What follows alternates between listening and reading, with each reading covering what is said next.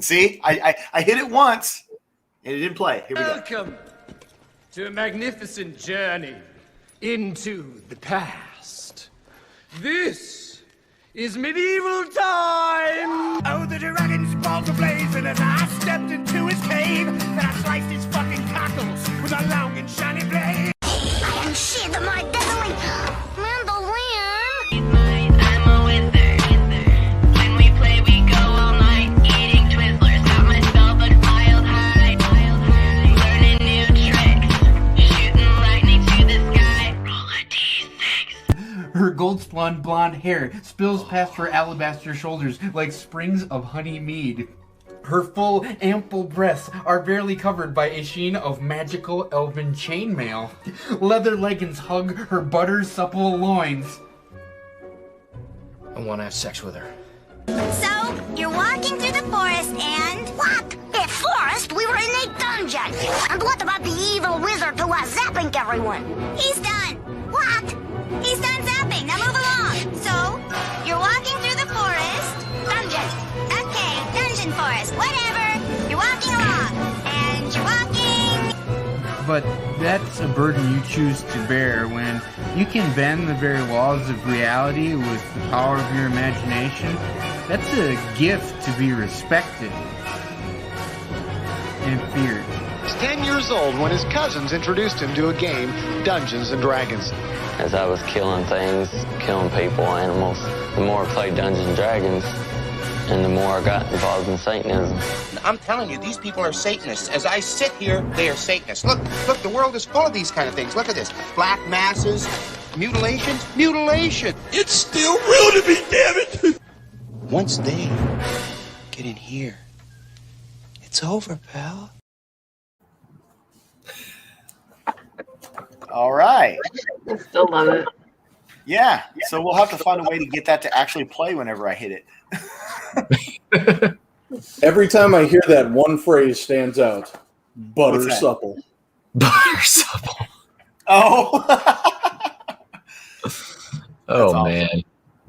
Cool. All right, guys. Well, we're back again for a second session, and it's Tuesday. What the hell's going on? Woo.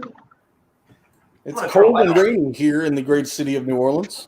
It's raining? Yeah. Oh. It's been nice supposed to rain here tomorrow. It's still a little chilly here, but we got 60 degrees over the weekend, and it's supposed to be 60 again tomorrow. Mm-hmm. Yeah, we had like 2 real nice days, and now it's cold.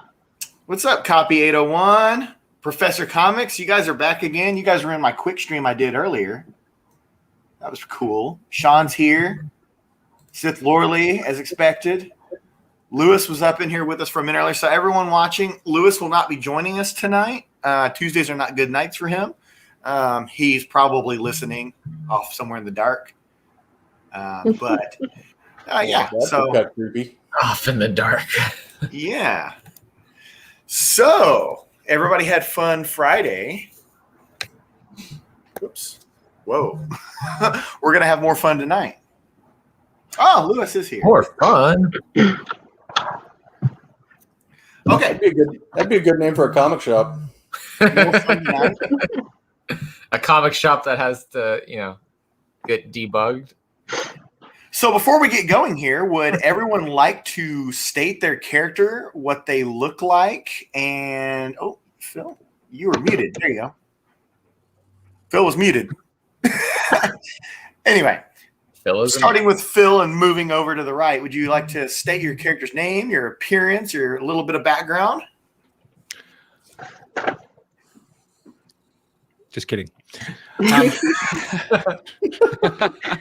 Hi, I am Nolan. My friends call me Bean. I am an elven rogue. Grew up in the streets. Thalia, is that how I pronounce your name? Yes. Thalia and I kind of fell together somehow in our urchindom, and have found ourselves having freshly arrived at the university that we find ourselves. I am a silent type, and I like to blend in the shadows even when there aren't any. I'll throw it to Alan. I am Alan Fireford, as wide as I am tall. I am a cleric of the Forge, so my life is devoted to the creation and sometimes destruction of things.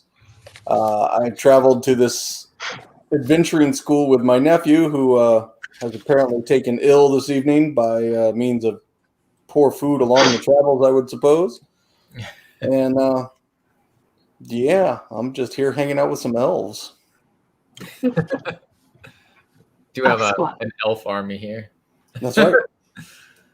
My squadron of little elfies. I am Wolfrian Helgiel. I am a what am I? A dark elf, not dark elf. High elf. There we go. That's the word I'm dark elf. High elf wizard. You sound kind of high. I'm a high elf wizard, fresh out of wizarding school. A little bit of a dark past. My parents were killed by a tiefling. Maybe out for revenge one day. I don't know.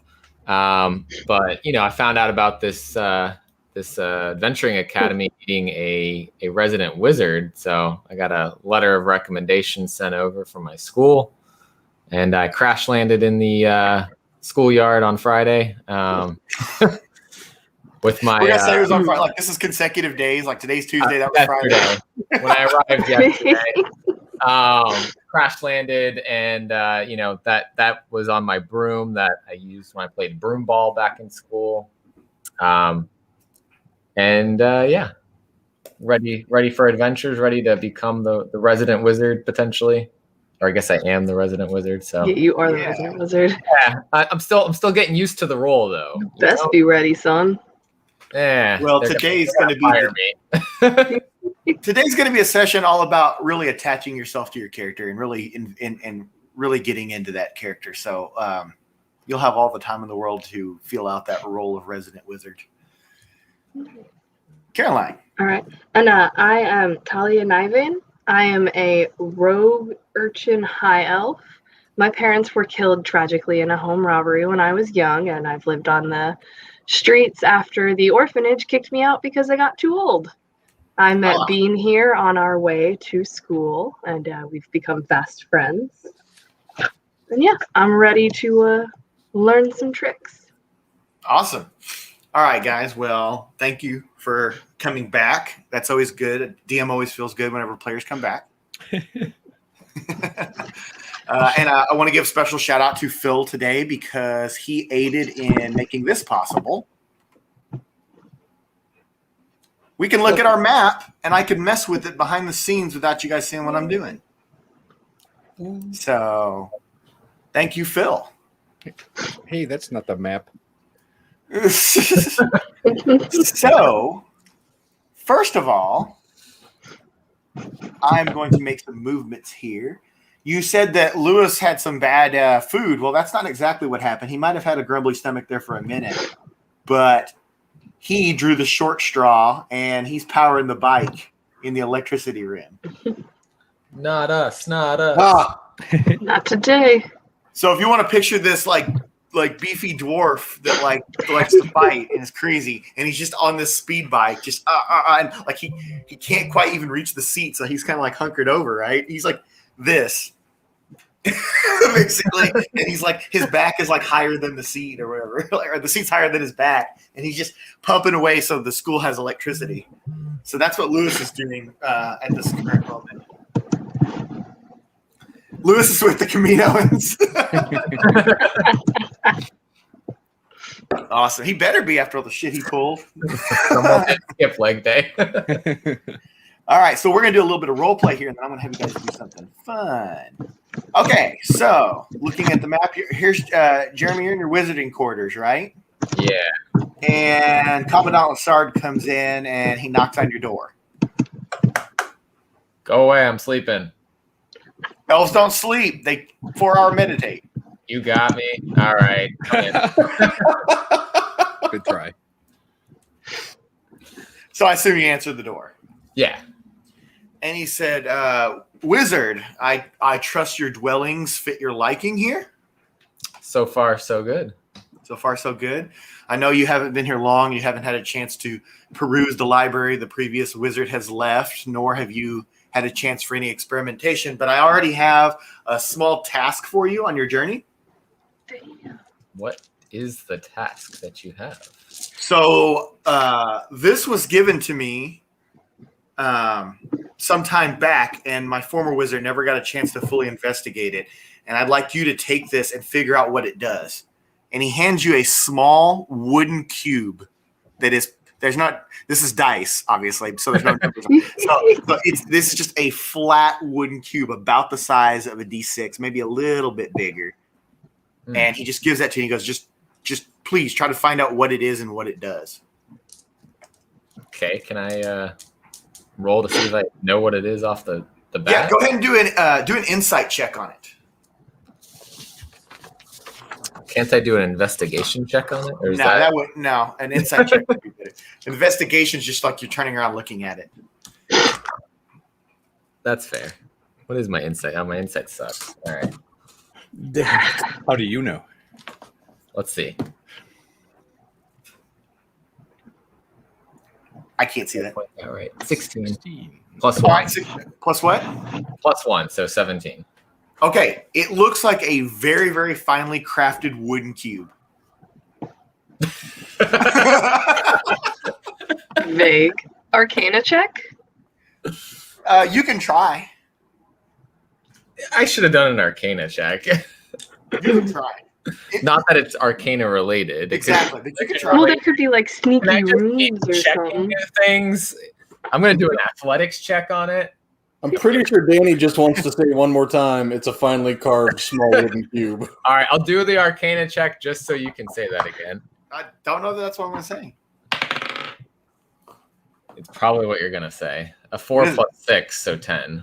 10? Yeah, so you basically try to imbue your mind and magic and try to hone in with the cube, and you're just like, it just feels like a wooden cube. Like this is power is beyond me. It's small and finely crafted.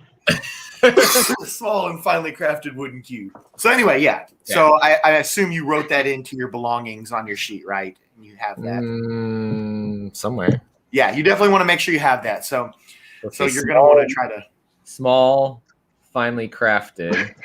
You don't have to get that detailed. Crafted. No. We're painting a picture here. Wooden cube. I got this. All right. Copy. All right. Does it go in your treasures? Oh, I put it in my equipment. So here you go. It might be treasure. I'm going to move it there. So Commandant Lassard's leaving, and that's so funny that Professor Comics knew what that was too. So he goes back to his office. Now, the 4 of you who are present, I would like all 4 of you to roll for initiative. Oh, shit. Why? We're all going to die. 19. 14. 20. Of course I get the 20 now. So wait, The nat 20. Who had 19? 19. I had 14. Yeah. And Nola? 15. Okay. All right. So you're all here for your first day of actual training where you're going to, train and see what all the school offers to you. And right before you head out to the yard, Jeremy, you don't head out to the yard, but you do hear the commotion going on, so you might want to see what's going on. From the watchtower, you hear one of the guards yelling, "The sergeant's returning! The sergeant's returning!" The British? And you see a bunch of the students kind of bustling out toward the yard. They're kind of shoulder to shoulder with you, Caroline and Phil and Nola. Everyone's out there. And the gates are opening up. And as the gate opens up, you see 3 people come walking up, looking tired and downbeaten. 2 of them are humans, and the one in the front is a white dragonborn. So if you don't know what that is, look it up. I don't have a picture of one right here, so I'd show you one, but I don't. So the white dragonborn, you presume, is the sergeant. And he comes in, and the students are all like, "Welcome back, Sergeant. Welcome back." And the commandant comes out of the school behind all of you, like that. And before he can say anything to welcome Sergeant, that they start bantering to each other, and it's a lot of things that you don't quite understand. Like, you don't know what their conversation is, but you hear things like the sergeant saying, it was a trap. Baron Alfin betrayed us. He set us up. He wanted us to do horrible things, and we didn't go for it. And half the people in Blasingdale didn't go for it either. And there was a huge conflict. Baron Alfin started a band of mercenaries using the militia of Blasingdale, and the commander there broke away from the group. It was a huge, messy conflict. We defeated them, but Baron Alfin escaped, and we don't know where his whereabouts are. Commandant just says, let's go talk about it in my office. So Lassard and the sergeant go to the office, and you don't really know what else the hell they were talking about. So there you go. You know that there's a Baron Alfin out there, and he's not to be trusted. Dope. So, Jeremy, you got a 20. All right. You're going to do some wizarding shit. Yeah. So, if you would, could you return to your quarters or your lab? I guess. I'm going to pull up some notes here on my phone. Just got put in my room. Yeah. Time out, son. Hold on. I don't know why this isn't booting up. You're good. Hold on.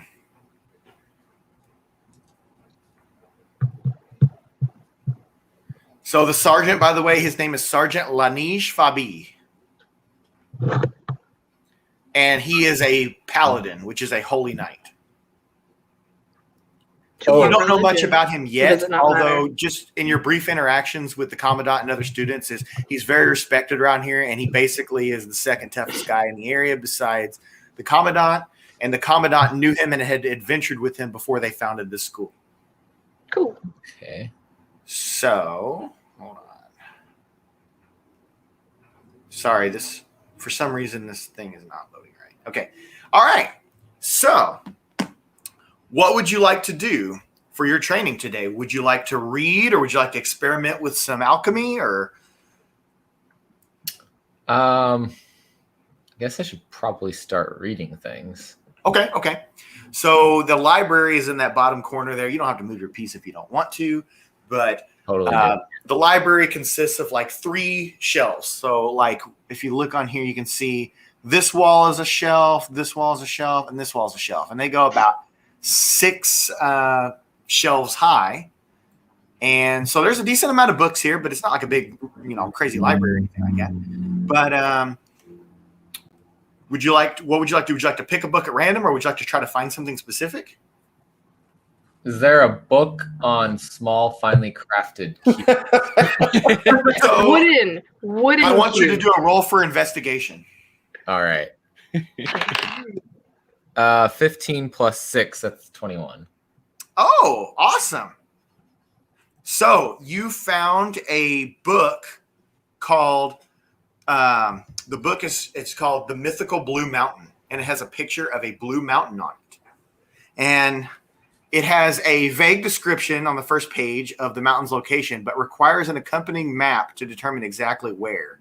The book describes the magical properties of the mountain. The hot springs on the mountain can cure vampirism, lycanthropy, hexes, curses, poisoning, and sleep enchantments. Possessed people are exorcised merely by hiking up towards the mountain summit. Even a simple stone from the mountain can have an effect on those possessed with evil spirits. So that's basically what you got out of reading this book. Would you like some experience? How big was the book? Huh? How big was the book? It's a decent sized book. It's not a tome, So here's the deal with books too. With carrying books, you can carry 3 books with you at a time, or 1 large tome. So 3 books of varying sizes, but 1 large tome. So you can take that book with you if you want, or you can put it back on the shelf. Can I re-find this book later if I know. Yeah, that- you know where it is. You can get it off the shelf. It's wherever you put it on the shelf. But that's basically like you're flipping through it. Right, you're standing in front of it. You're looking for a book on wooden cubes. You pull that, you flip through it, and you see, oh, it's Mythical Blue Mountain. You know all that stuff there. So Yeah. you didn't read the book cover to cover, but you got what the book was about, and it's not really relevant to what you're looking for. Okay, I'll put it back on the shelf. Okay, but just letting you know, if you find a book out in the world, you could bring it back here and put it on the shelf if you want, or you can keep it on you. But just realize that things that are on you can be damaged and destroyed. Okay. Or stolen. Just use the standard Dwarven decimal system for placement. Okay. Let's see. Sparks can carry 20 comic books. Or one omnibus. Does he carry the holy hand grenade? All right. Oh, So you do get some experience points for reading that. Okay, just flipping through. Yeah, you do get 30 experience points for flipping through and reading that. More experience than fighting a sword. Education, y'all. Sorry, Noah. I just had to. No, it's no problem. My dismantling of the magical sword is very low rent, apparently. Okay. Would you like to experiment with some magic, or are you just going to maybe try another book, or what do you want to do? I want to give you an opportunity to do something else. That sounds irresponsible. Experimenting with magic. Well, see, I don't want to mess with the bike right now because Lewis is on the bike. I'll wait till it's my turn to mess with the bike, I guess. Okay. So I was thinking about trying out a spell or maybe a broom to see if it can power the bike, but I have a feeling if I do that, I'll damage Lewis in some way. Damage Lewis. Okay, so we'll move on from you, and then maybe you'll get another turn. What's his name again? Umar? Ulfgar, I think is what Ulfgar. I got part of the letters. Yeah. Okay, so then that goes to Phil. Phil, you are out in the training yard, and you're looking to the left, and you're seeing the dummies, and you're looking to the right, and you're seeing the archery range. Do you have any ranged weapons? I do, actually. Daggers, by the way, those are supposed to be thrown? Yeah, you can't. So how many daggers did it say you have? Well, 2. Okay, so you can throw them. You just have to remember to retrieve them. Yeah. Okay. So you're welcome to go, because the archery range, if you want to imagine this, is this big wooden wall up against the outer wall of the school grounds, and then there's like a bar that you can set your weapons down on in front of you, and shoot a bow, crossbow, throw daggers, throw axes, all that kind of thing, javelin, spear, whatever. And you've got a row of maybe 5 archery targets, and then on the end there are 2 big targets that are for knife throwing and axe throwing. Okay. Question: if I wanted to use, it's more of a question about the game system, because I'm thinking as a thief, a dagger would be a close quarter stabbing weapon. Also, would I same damage and everything? The book only seemed to present it as a throwing weapon, so that was my question. You can do either or with a weapon like that. Okay. So those fancy things that you were reading about your rogue being able to do sneak attacks, you're going to be doing that with the dagger most likely. Okay. Yeah. Or the sword, if you're depending. It just would really depend on situation too. Okay. And then lastly, because I guess I would practice at whatever range would be appropriate for that. How does one begin practicing with dual wielding? So, do you have dual wielding as a proficiency? No, and I guess that's my answer. If you don't have with proficient, you can dual wield, but you'll roll with disadvantage until you get proficient in it. Okay. We can make you proficient, but that's not something we're probably going to do in level 1. Okay, of course. Okay. Just a question. All right. Yeah. Okay, cool. So, would you like to go do some dagger throwing? Yeah, I'll just spend my time doing that until we. Okay, cool. So you won't be doing damage because obviously it's a target. It's not taking damage, but you are going to roll to hit the target. There are 3 rings on the targets: an outer ring, a center ring, and a middle ring, or just a circle. So go ahead and roll an attack on one of the targets.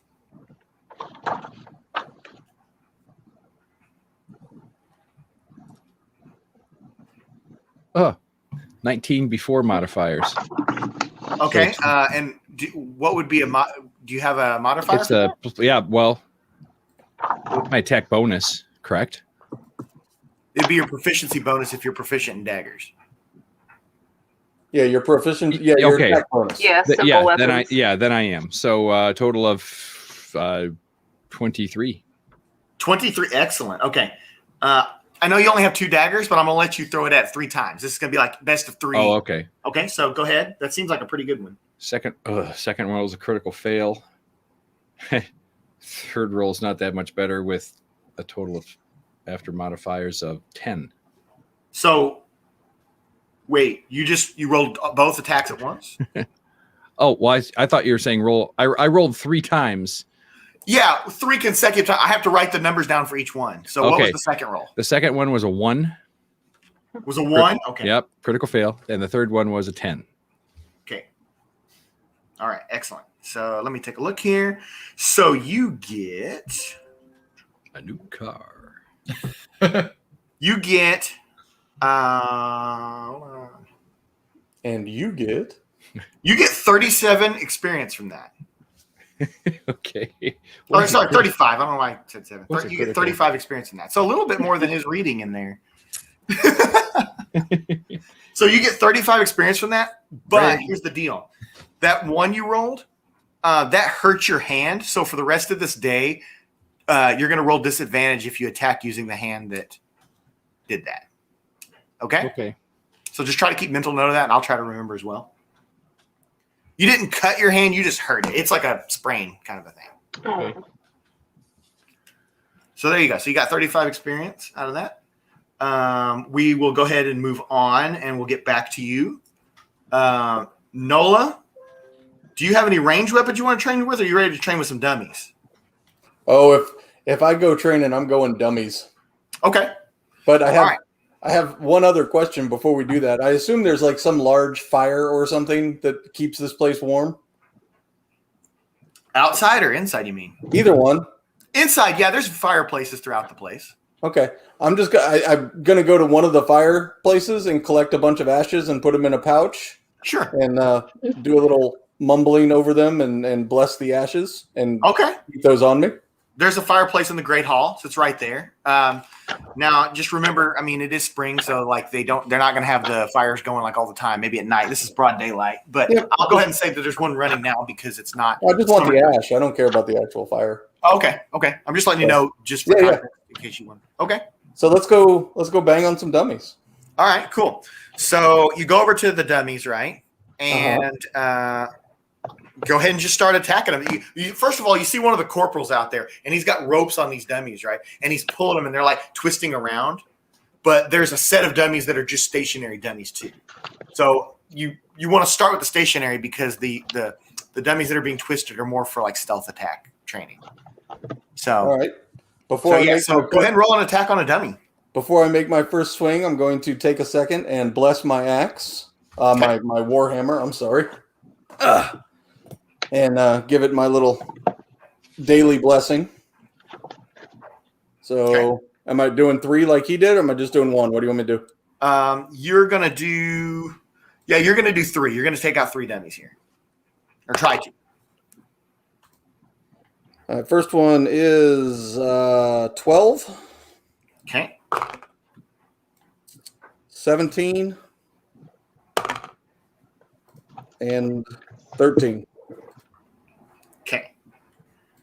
Excellent. So you get 40 experience points. You just so the first dummy, you chopped it across like an arm, like you took an arm completely off. Right? The second dummy, you actually just beheaded it straight up. And then the other dummy, you damaged the lower torso. There's some strength. What's that? I said there's some strength. Yeah. So it's like you walked up and there's these 3 dummies there, one in front of you, one next to you, and you just went like, yeah, you just like took out dummies all over the place. So 40 experience. Thank you. Excellent. All right. So now we are to Caroline. Caroline, you have some options here. You have a bow, correct? Yeah, that's what I wanted to use. You want to? Okay, you want to? So you're over at the archery range also, all right? And you want to? You get to fire 3 arrows at a target. Okay. So I got a nat 20 plus Excellent. 6 for my attack bonus because I'm proficient in it. Okay. A 1 plus 6 is 7. Let's go with 1. And a 6 plus 6 is 12. So I got a critical failure and a critical hit. Okay, hold on 1 second here. You actually did extremely well here, except for that 1. So you also get 40 experience. All right. But since you rolled that 1. Oh, wait. And I go pick up my arrows. Okay. All right. Yeah. That's not too much of a problem here at the school. But that's good to keep remembering that. Okay. So like Phil, he sprained his hand, but you were firing arrows. So your bow pulling hand, if you fire an arrow for the rest of today, you're going to roll disadvantage because you hurt your fingers on like the twine of it. So just keep that in mind if you use the bow the rest of the day. Okay. You live? Sorry, I'm writing. Now remember, okay, so I should reiterate that I know Nolan and Phil know this, but for Jeremy and Caroline, when you guys go to erase experience, just make sure you remember what you just erased. Because your experience builds forever, right? If you end up with 10,000 experience and erase it one day and forget what it was, there's nothing we can do for you. Because you don't track it. There's no possible way that I would ever do that. Yeah, that would be more work than making these dungeons and stuff. Just endless spreadsheets. That's why I already have 7,000 experience points. Wait, you mean I don't have 19,000? Okay, cool. So we're back to Jeremy. All right. Did you want? I assume you wanted to maybe experiment with some magic. Yeah, I guess. What would you like to try? I don't know. That's a good question. There is a lot of chores around the place, you do see students cleaning linens and dusting and all that sort of things, and you know that your time's coming to deal with that too.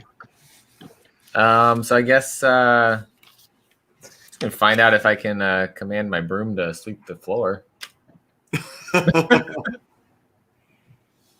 Okay. What kind of roll is that?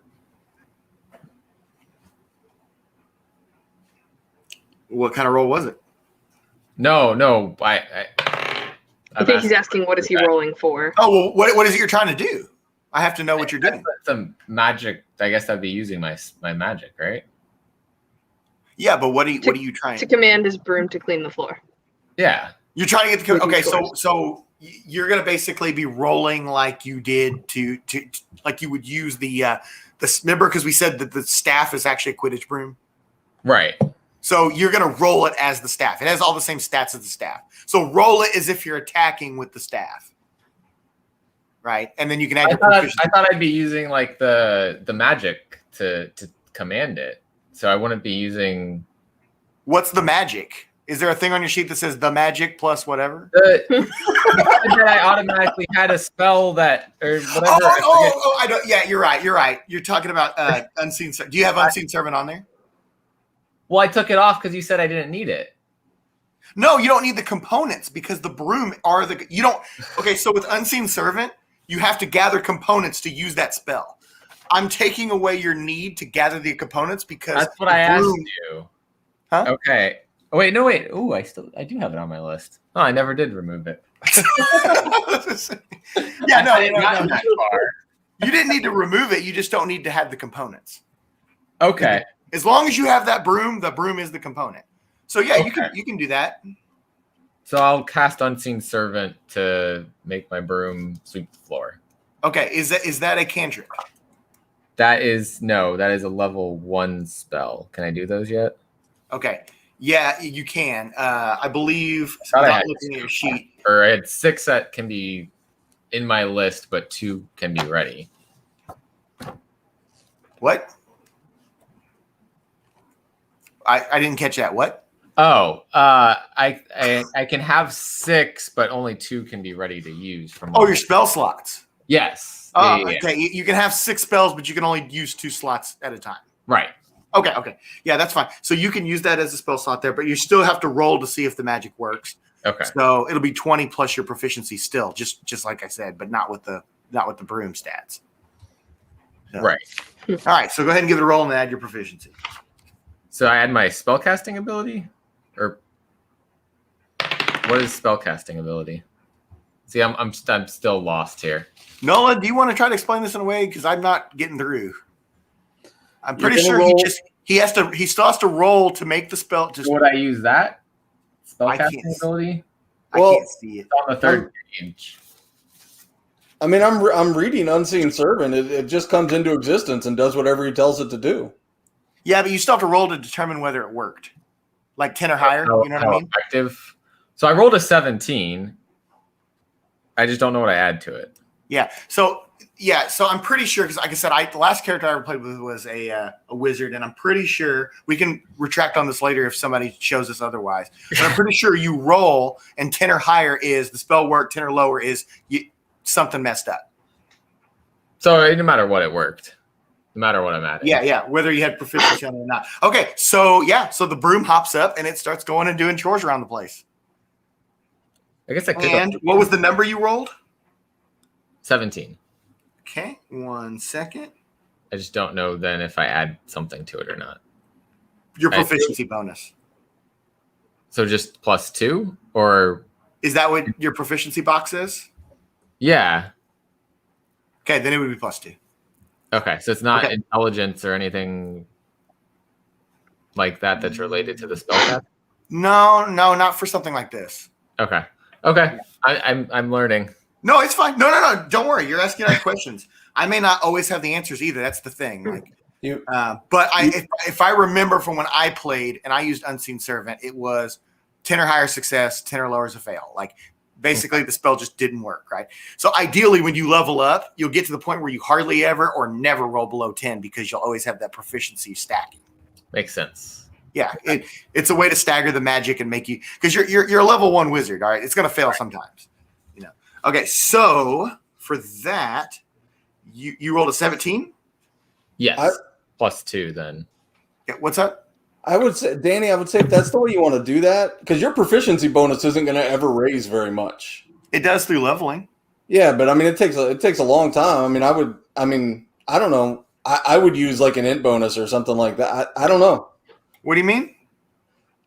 To me, basic spells have always just been, there's nothing standing in your way, so there's nothing stopping you from casting it. So why wouldn't it just? You can fail. You could definitely fail spells. Okay. Yeah, you definitely that can. Makes sense to me. Yeah, Okay. you definitely can fail spells because let's just look at it this way. All right, this is worth taking a moment on here. And like I said, we can deep dive on this later after the game and figure it out for sure or whatever if the rules are that intense on it. But if you have 1 to 20 for leveling, then there's a level 20 wizard out there somewhere, and he's probably not failing spells, right? But a level 1 guy, there's a good chance that he's still, pulling a frog from a hat instead of a rabbit. I know what you're saying. I get it. So that sort of thing. So for now, let's do that, but we can retcon that if we find. We'll dig in the book later. Okay. Because I don't even remember how I used Unseen Servant. I used it all the time. I used it every single time I played. And I don't even remember how it worked. But yeah, so we'll do that. So anyway, so you did get a success on that. So you said it was 17. So yeah. You do have to stay within 60 feet of it, though. Yeah. So I'm sweeping the Great Hall while I'm in my room. Yeah. Yeah. So you get 20 experience for that. Okay.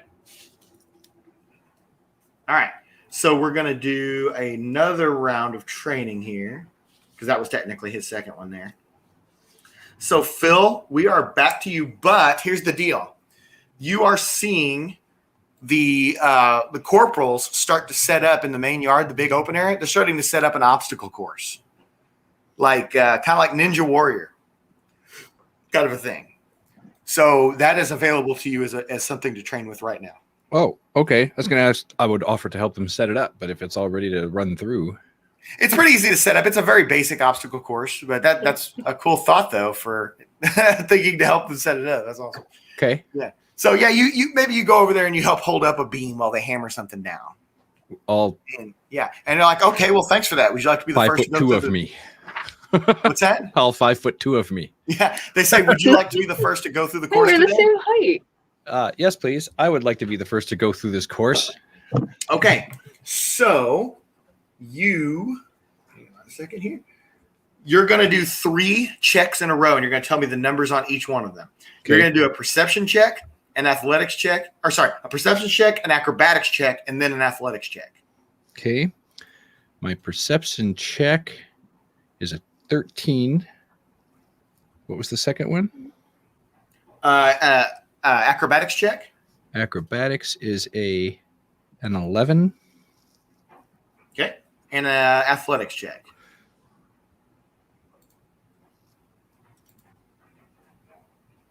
$14. All right, awesome. So let's see here.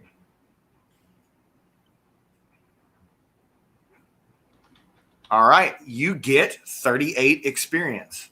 Oh, no. See, I keep adding that up in my head. Sorry, I'm not looking at my chart here. That's where I'm getting like the odd numbers from. Oh. Because there actually is something for each one of those. So hang on a second. Oh. So you get, let's see. Carry the 1. Okay, so 15 experience. Okay. 15 experience for that. So basically, the reason why you're doing that kind of check is your perception is you're looking and you're surveying it on your way up. Then you jump, you do some acrobatics through it, and then you're doing some athletics at the end there. So we are circling back over here to Nola. You got to try out this obstacle course? My famed dwarven acrobatics. I'd love to put those to the test. Okay. Let me write this down real quick. 1, 2. Okay. Same for you then. Perception, athletics, or perception, acrobatics, athletics. Perception is 22. Ooh. Acrobatics is 6.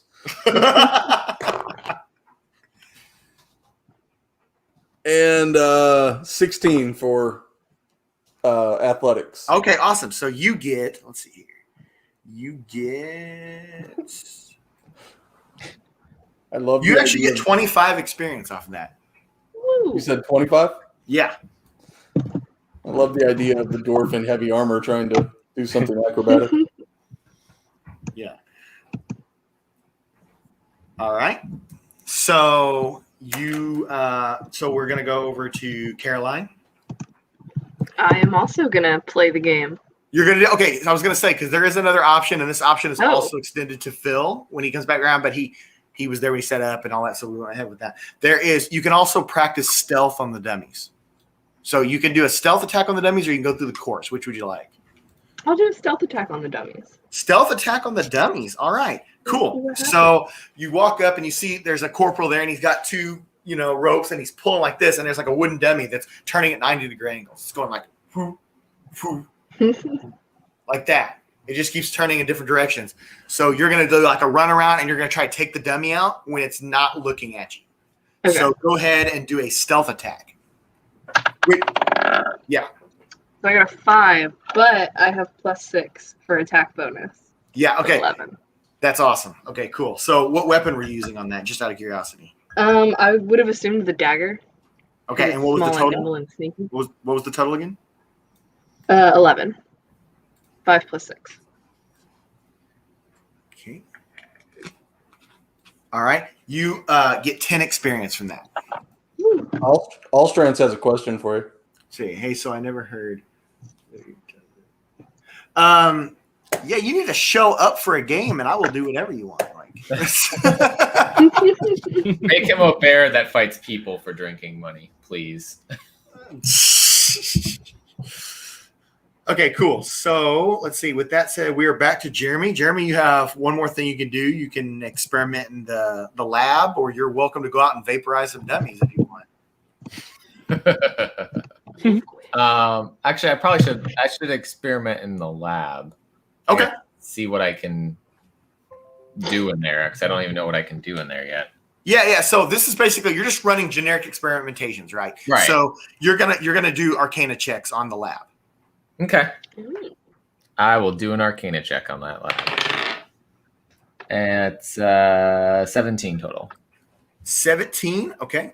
You get 20 experience. Nice. Did I figure anything out while I was in there? No, this is just part of your general wizardy stuff.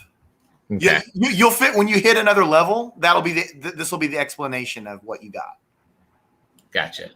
All right, so we're back to Phil. Phil, I assume you want to do some stealth dummying, right? Yes, I would. I would All like right, to so go ahead and do a introduce stealth them to attack. my rapier.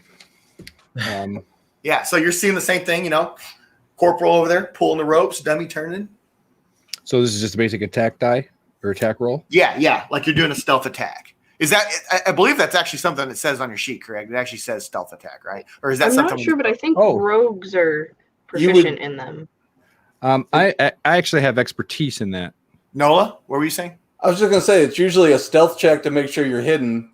Yeah, and then the attack on the actual. And then an attack on whatever the dummy is. Yeah, I'm just checking the roll right here because it's a dummy, right? We're not actually right. It doesn't have hit points. Okay. It's not conscious. So my stealth roll is 13. 13. Okay. Oh, hold on, my phone shut off, and I got the stats here. 13. Okay. Yep. So you get 10 experience from that. Okay.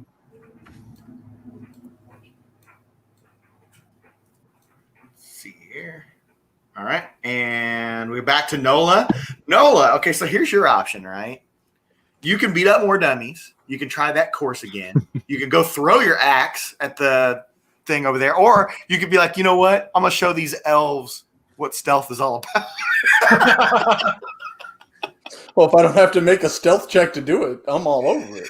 Yeah, you do. I'll tell you what. I'll walk up to the dummy that they're doing their stealth training on and try and destroy it from the front. Just try and decapitate another one. They each did it to a different dummy. Well, whichever. So you could pick if you want to specifically pick one of their dummies. Then that would I don't care. Okay. Am I rolling 3 times again? So you're just wanting to do a dummy attack? Yeah, whatever. Okay. Yeah. Okay. Well, go ahead.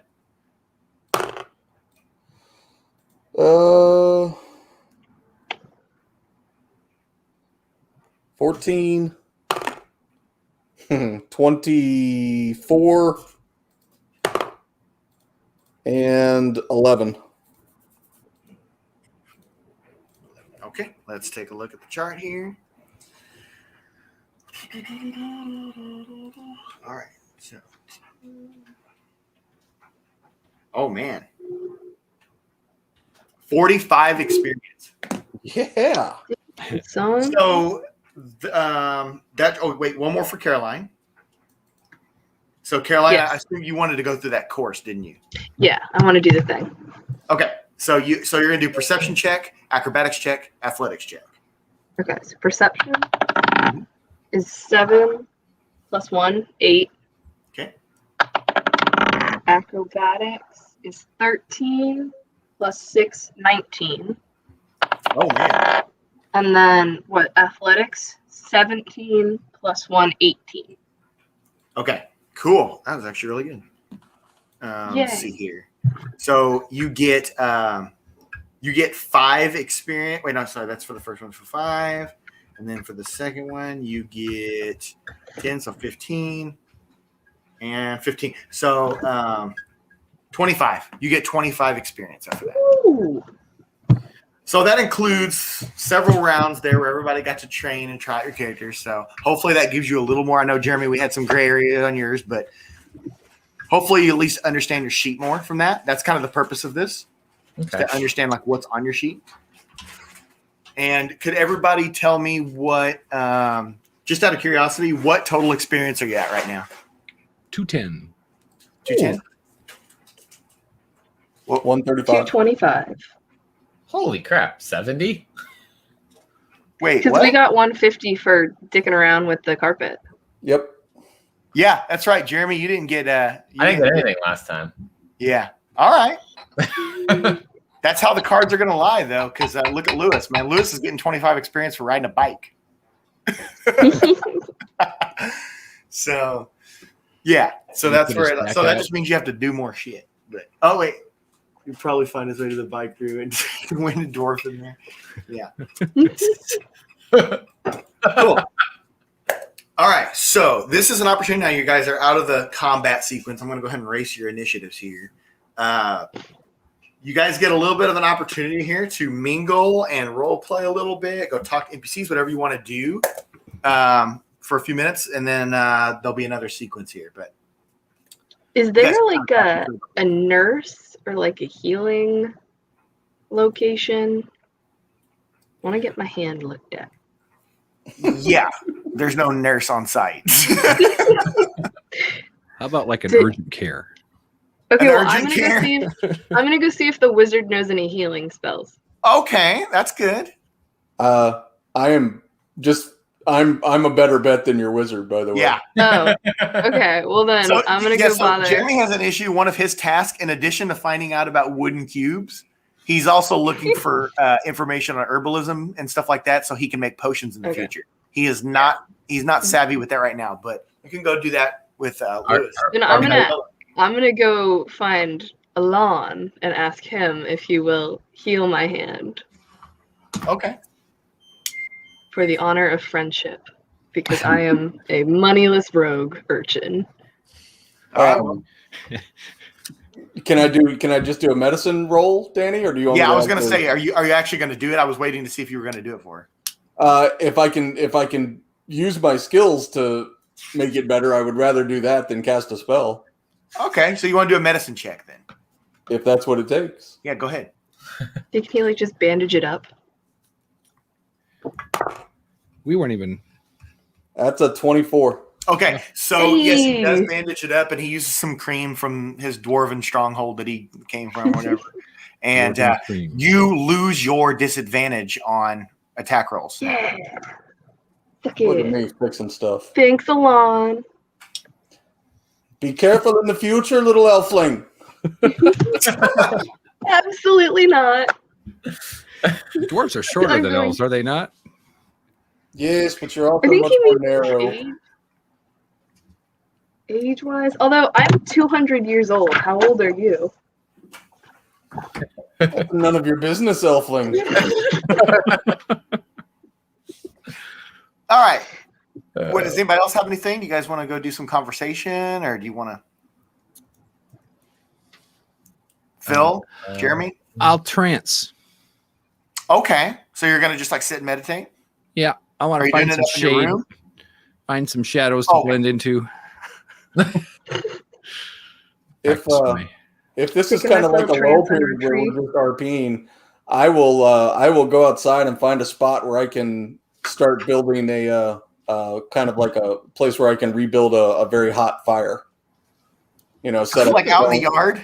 Yeah, if there's somewhere away from the building where I can just like set up a circle of stones and. Will you do an investigation check? Sure.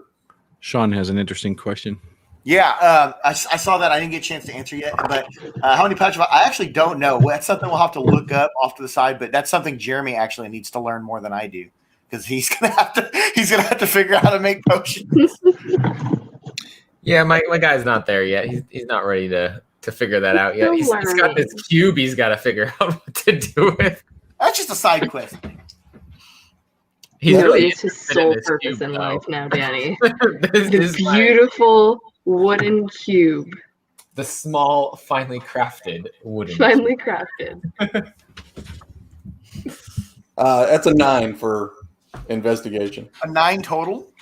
Yeah, 9 total. Okay, so you're looking around, and man, this is a grassy field. You don't see any stones or anything, but you realize, hey, there is a good spot over here where nobody's probably going to mess with it if I do it, but you need to get some coals and some stones. So when you're out away from the school, you might try to find something like that to bring back to set up. Yep.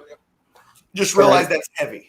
Can I like use something to like dig a circle or just make like mark the spot and kind of create a and in fact, go to the map and just let me know where you want it to be. Anywhere outside? Yeah. Okay. So probably somewhere on the side, like over here. I got you. Let's go over here. Outside the wall? Oh, I'm sorry. I didn't realize.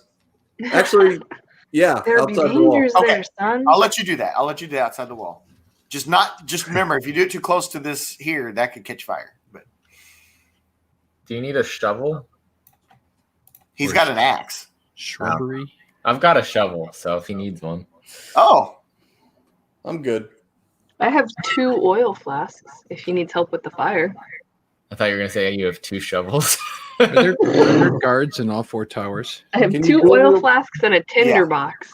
Can you dual wield shovels? How much damage? Sean Miller goes, I do too. That's why I asked. Yeah, I don't know off the top of my head much about that stuff. I've actually never had someone in a game try making potions. They always just try to go buy them. But I like running campaigns where magic is more rare, so I'd rather have Jeremy make them. I'd rather buy them. Well, they're not going to be super common, man. There's not just magic shafts. On I'm your just corner gonna keep. CVS. My new goal in life is to travel the world and buy all of the magic potions and All pretend of the that I potions made that them. exist in this one world. And I'm pretending that I made them. So I'm gonna start having to It's worth travel. Let me see. What can I do? It is You're welcome to go read another book or at least look at the bookshelf if you Can I want to talk- get some more experience while these guys are talk to the role playing. Commandant. Is he available yet? Yeah, go on in there. See what happens. We'll see. What's up? Oh, I guess I got to knock on the door first. He's in there. Yeah, okay. So you knock on the door, right? And he's like, "Come in." He's in there. He's stamping away. He's looking things over, and he goes, Man, "What can I help you with?" that guy. What was the name of the guy that just came back? Already. What was the name of what? The guy that just came back. The Dragonborn. Oh, yeah, the sergeant. Yeah, I need to write his name down. It's Lonij. It's Lonij. Lonij. Yeah, And he's the lieutenant? sergeant. Sergeant. Sergeant Lonij? Lonij. Okay. Those French. So, French dragons. Commandant Lassard, what's going on with Sergeant Lonij? Yeah, he was very upset.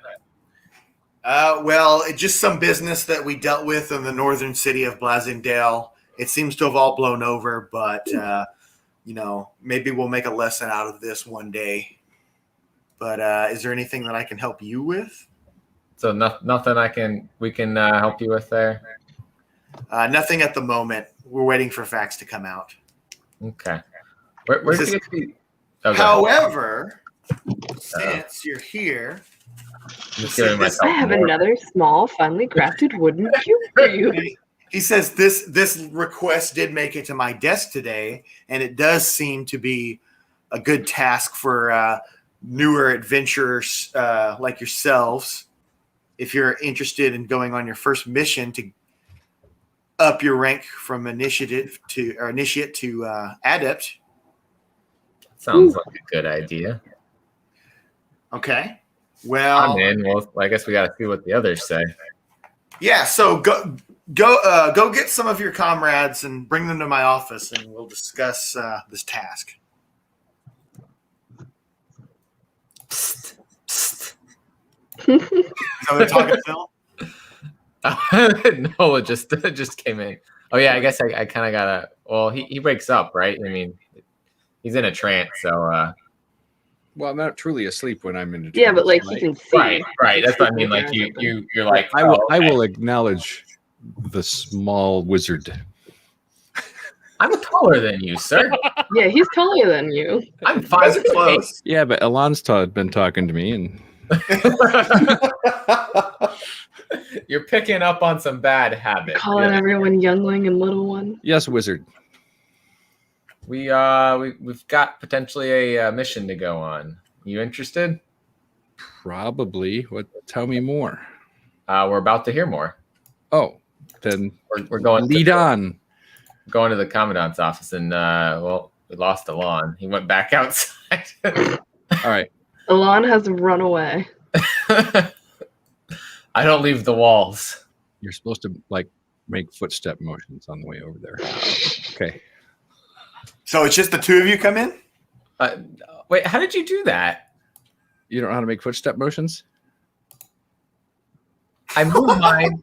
You can click it and drag it slowly. First you have to watch. I can't remember the name of the cartoon. South Park. Oh, I know what you. I move it slowly and nothing. It doesn't move on the map. Well, you have to literally move your mouse up and down like this. Like I'm doing. I mean, that's what I'm doing. Oh, it's not doing that when you do that. And it looks like I'm not moving. Oh wow. Well, okay. All right. Elf wizard boy. I got you. Let's go hear about this adventure. Okay. That was me saying that to that was me too. That was you to me. I gotta hold on. I gotta get over there. Let's see if she could do it. I wonder if it's because it's on my screen that I can do that. Potentially. Oh, maybe. Yeah, because it's showing you. Yeah, because on my screen I see myself doing that. Yeah. Okay. Yeah. That's why. I was cheating. Okay, so everybody's in the office now, right? Yes. Okay. He says, fine adventurers, ready for your first task out in this great world of ours. Said, I've already dispatched Sergeant Laneige to the stable in town to secure some horses. This is a very simple mission. There's this rich guy who came to town, and he's building a house just south of town, and he had a very important business partner come do a land survey, something about they're going to be harvesting a rare type of honey in our area. And he's got very important documents that he said he wanted escorted over to Seeker City. Which, by the way, Seeker City is the nearest large city. It's like huge, and it's one of the most technologically advanced places in the world. And I think it's a few hours. We can look on that thing in a little bit. It's a few hours to the west of Northridge, which Nola and Lewis, you guys would have went through Seeker City to get here. So you have been there before. Everyone else here has not been. So, well, Jeremy, you probably flew over it in a broom, but anyway. What's the name of the city we're from? So, if you could go to the stable in town and meet with the sergeant and tell him that you're the students that I've sent, and you're going to escort this fine gentleman to Seeker City and make sure he and his documents arrive without harm. Is that Secret City or Seeker? Seeker. Like you're seeking something. Like a Quidditch. Yeah, it's not Secret City. Every door has a secret behind it. I definitely made a stop in Seeker City. I had to catch the golden snitch. It's protected by the suburbs of Beater City. Beaters. Oh, look who we got just popped in. Are you really here? Hey, not leaving me on that fucking how's bike. The bike? I Going on was going to that say, adventure. fresh off his. Adventure time. Come Sorry, on, on grab that your darn friends. bike. Yes. So, are you available for a mission? Yeah, we got like an hour or something. Yeah.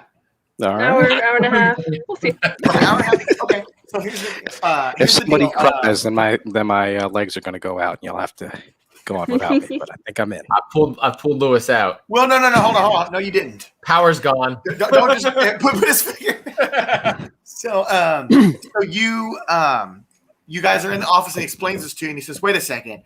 Didn't you come here with a fifth adventure when you arrived at the school?" Yeah. Another one of you. The boy's riding your bike. He's on the bike. Okay, well, go pull him off that speed bike. He needs to get initiated into the second rank as well. Somebody go get him. He just hides in the back of the room. Oh, thank you. You called? You've earned my respect now. Awesome. So, Lewis, go ahead and give yourself 25 experience for power on the bike. Woohoo! Let's see, Jeremy, you're not the bottom of the totem pole. Well, he's got what? 25 plus 25? What did you get last time? He only has 25. No, I got 25 less from now. killing the sword. No, we got him from the sword. Yeah. Oh, okay. You're counting that. I thought Jeremy was trying to imply that I gave him 25 for doing the bike, and then they're going 25 now. Yeah, so he's got 50 then, I guess. Yeah. I'm still not the bottom, but Is that right, Lewis? You have 50 experience? Yes, if I can figure out where I wrote that. Cool. So, Lewis, did It you should catch the be mission? below your player's name. Upper right corner. Yes. So 50. Everyone's clear about what their mission is? Get the dude safely to town with his documents, son. Yeah. So I wrote it down on my paper. All right. So the stable's the stable in town. Yeah. So if you guys hang on 1 second here. I Goodbye love that forever. Caroline is obviously the most gangster among us. The most what? The most gangster. Listen, I grew up on the streets. I gotta play that up. How you guys like that? Oh, nice. Ooh. I made from scratch a map of Northridge based on my memory of how I used to draw it over and over again. But this one's in much more detail. So the dark green you see here is heavily forested area. The light green is lightly forested area or farmland. Like, for example, up here, that's like a farm, and then the area around the school is like cleared land, but there are trees out here. But this is I don't see your pointer. Oh, it's on Phil's monitor. Oh, Phil. Phil, point where he wants you to point. You see it? Oh, yeah. Yeah. Yeah. There it is. Okay, so this is like heavily forested area. This here is light forested area, like that. Farmland, a little bit of farm, And then the area around the school is still forest, but it's very light and cleared land. So you can traverse it, but this is where it starts getting like deep, like heavy forest. So if everyone's ready to go, this is the walking path that you guys came into. Like that's how you guys got here, like the carriage that brought Nola and Lewis in. And there's little dots to show for scale people. And these little things here are like horses pulling carriages. I don't know how well you can see the detail. So the stable and smithy's not that far away. No, not at all. I mean, it's anything in this town can be gotten to in 10 or 15 minutes. It's a very small town. There's only like 350 people living here, maybe 400 if you count the students. I just want to go to the place called Hungry. I was just going to say that. Get a Happy Meal. Can we all go to Hungry before we leave? And then can we just crash at Rich Man's Mansion? So that's being built right now, and that's the guy that you're going to help. Oh. Can we steal his house? His name is just Rich Man. Yeah, well, you don't know him yet. You don't know anything about it. All you know is that in south of town, there's a mansion being built, and this guy has some kind of like fruit and berry gathering enterprise, right? Mm-hmm. And his like accountant or whatever did a land survey on rare honey, and he's trying to get those documents to Seeker City, and they've requested the school to provide protection. So Commandant thought, hey, this is a really good mission for new students. Cool. Can we go to the general store? Do we have money? Can the school give us money? Oh, actually, I'm actually really glad you said that because, well, actually, no, you guys remember you can live at the school, but until you're initiated to the rank of adept, you don't get a stipend. But you will get a stipend if you succeed this. Urchins are supposed to start with 10 gold pounds. So we can't. No, remember? I told you nobody does. I know. Let's pickpocket somebody on the way out. I mean, I can. My sleight of hand is +6. So here's the thing. You can do stuff, but just realize there are repercussions, especially around here. Can I invite my roommate? Is it too late for that? Yeah, she's not going to go. Nah. She's got totally not into it. That doesn't mean she won't ever. Just like totally not going to go. That doesn't mean she won't ever go on a mission with you, but she's not going on this one. Cool. Totally not her kind I mean, she's already initiated, right? Yeah, well, you're an initiate, but she's an adept. Or adept. Yeah, adept.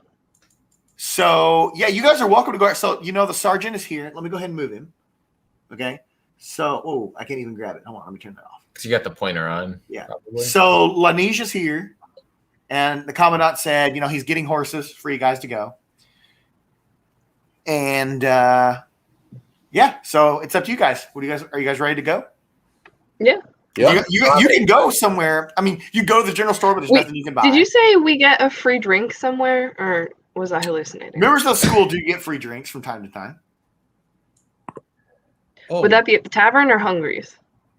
That would be at Alpine Tavern. Hungry's is a restaurant. You don't have money. Cool. What time of day is it? It's the afternoon by now. You guys have Time been to go raid in the dumpster. So it's not dark yet? Oh, not at all. Oh, I was going to try and pickpocket someone who's drunk outside the tavern if it was dark. Nice. Again, you can do that. I'm not saying no. I'm just saying be prepared for serious repercussions in this region. Oh, okay. Because Well, this then is I a guess- place that the school, the town depends on the school, and nobody is going to let the school get a bad name here. So this isn't like far enough away. Okay. So I Oh, should hell wait no. a little bit to do that. The town employs the students to basically be the Gotcha. militia. Well, The money that you're going to make comes from this town. I guess I'm going to go to the tavern and see if I can get a free drink anyway. is there a clergy in town? No. Can Interesting question, though. Can I look in the general store and do an Arcana check to see if there's anything that I guess that'd be more of a perception check. An Arcana check? On everything in the store. I'm just trying, Arcana check on everything. I'm kidding. Perception check just to see. I know I can't buy anything right now, but yeah, then I know that there's something useful maybe for me later. That's maybe. Oh, Lewis, you need to learn how to log in. That's right. Oh, Okay, Lewis, where do you want to go? I got you. Thank you. Yeah, I'm going to head Hold over. We'll teach you how to to- log in later. I was going to head over to the tavern as well to see if they're giving. So, out so those you free and Caroline drinks. both go to the tavern? Oh, I thought everybody was joshing me. Cool, let's go to the tavern. Yeah. No, you can do. You can I was do on the what bike you all want. day. I'm just letting you know that if you do what you said you were going to do, there is a very likely repercussion. Well, it's not the dark of night, so I can't sneak. This is Well, something you would be more apt to do in another town. Like you don't want to fuck around Cool. in this town because A town where nobody where knows you who we work. are. Don't well, check the where town, you the town where like Yeah. you're already basically worshipped in this town because you're the town militia. Then they won't see it coming. So Jeremy, you first. What were you looking for specifically at the general store? You know what? I'll see. I have some ingredients that I do need, including copper wire You're looking for copper wire? and makeup. Those are some ingredients that I'll need later. Copper wire and makeup. Yes. Okay, give me an investigation roll. Investigation. Yeah, find it. Well, that's a freaking 20 Is it really? Damn. plus 6. They keep Maybelline in stock and straight up Oh, freaking no, honey. police hardware. It's like caliber Clinique and copper Anastasia. wire. What? You don't know your makeup. It's You're fine. about to get schooled on makeup, son. I seriously I didn't hear. I was saying. It's he found- Clinique and Anastasia, okay? It's So the he expensive found brand. makeup and he found very good quality copper wire and plentiful demand. So you can come back to the store anytime you buy it. Cool. You just don't have any money. Yeah. I just wanted to make sure Just that it checking was, to see if it you was have there when I needed it. All right, I'm gonna go to the stable. Okay.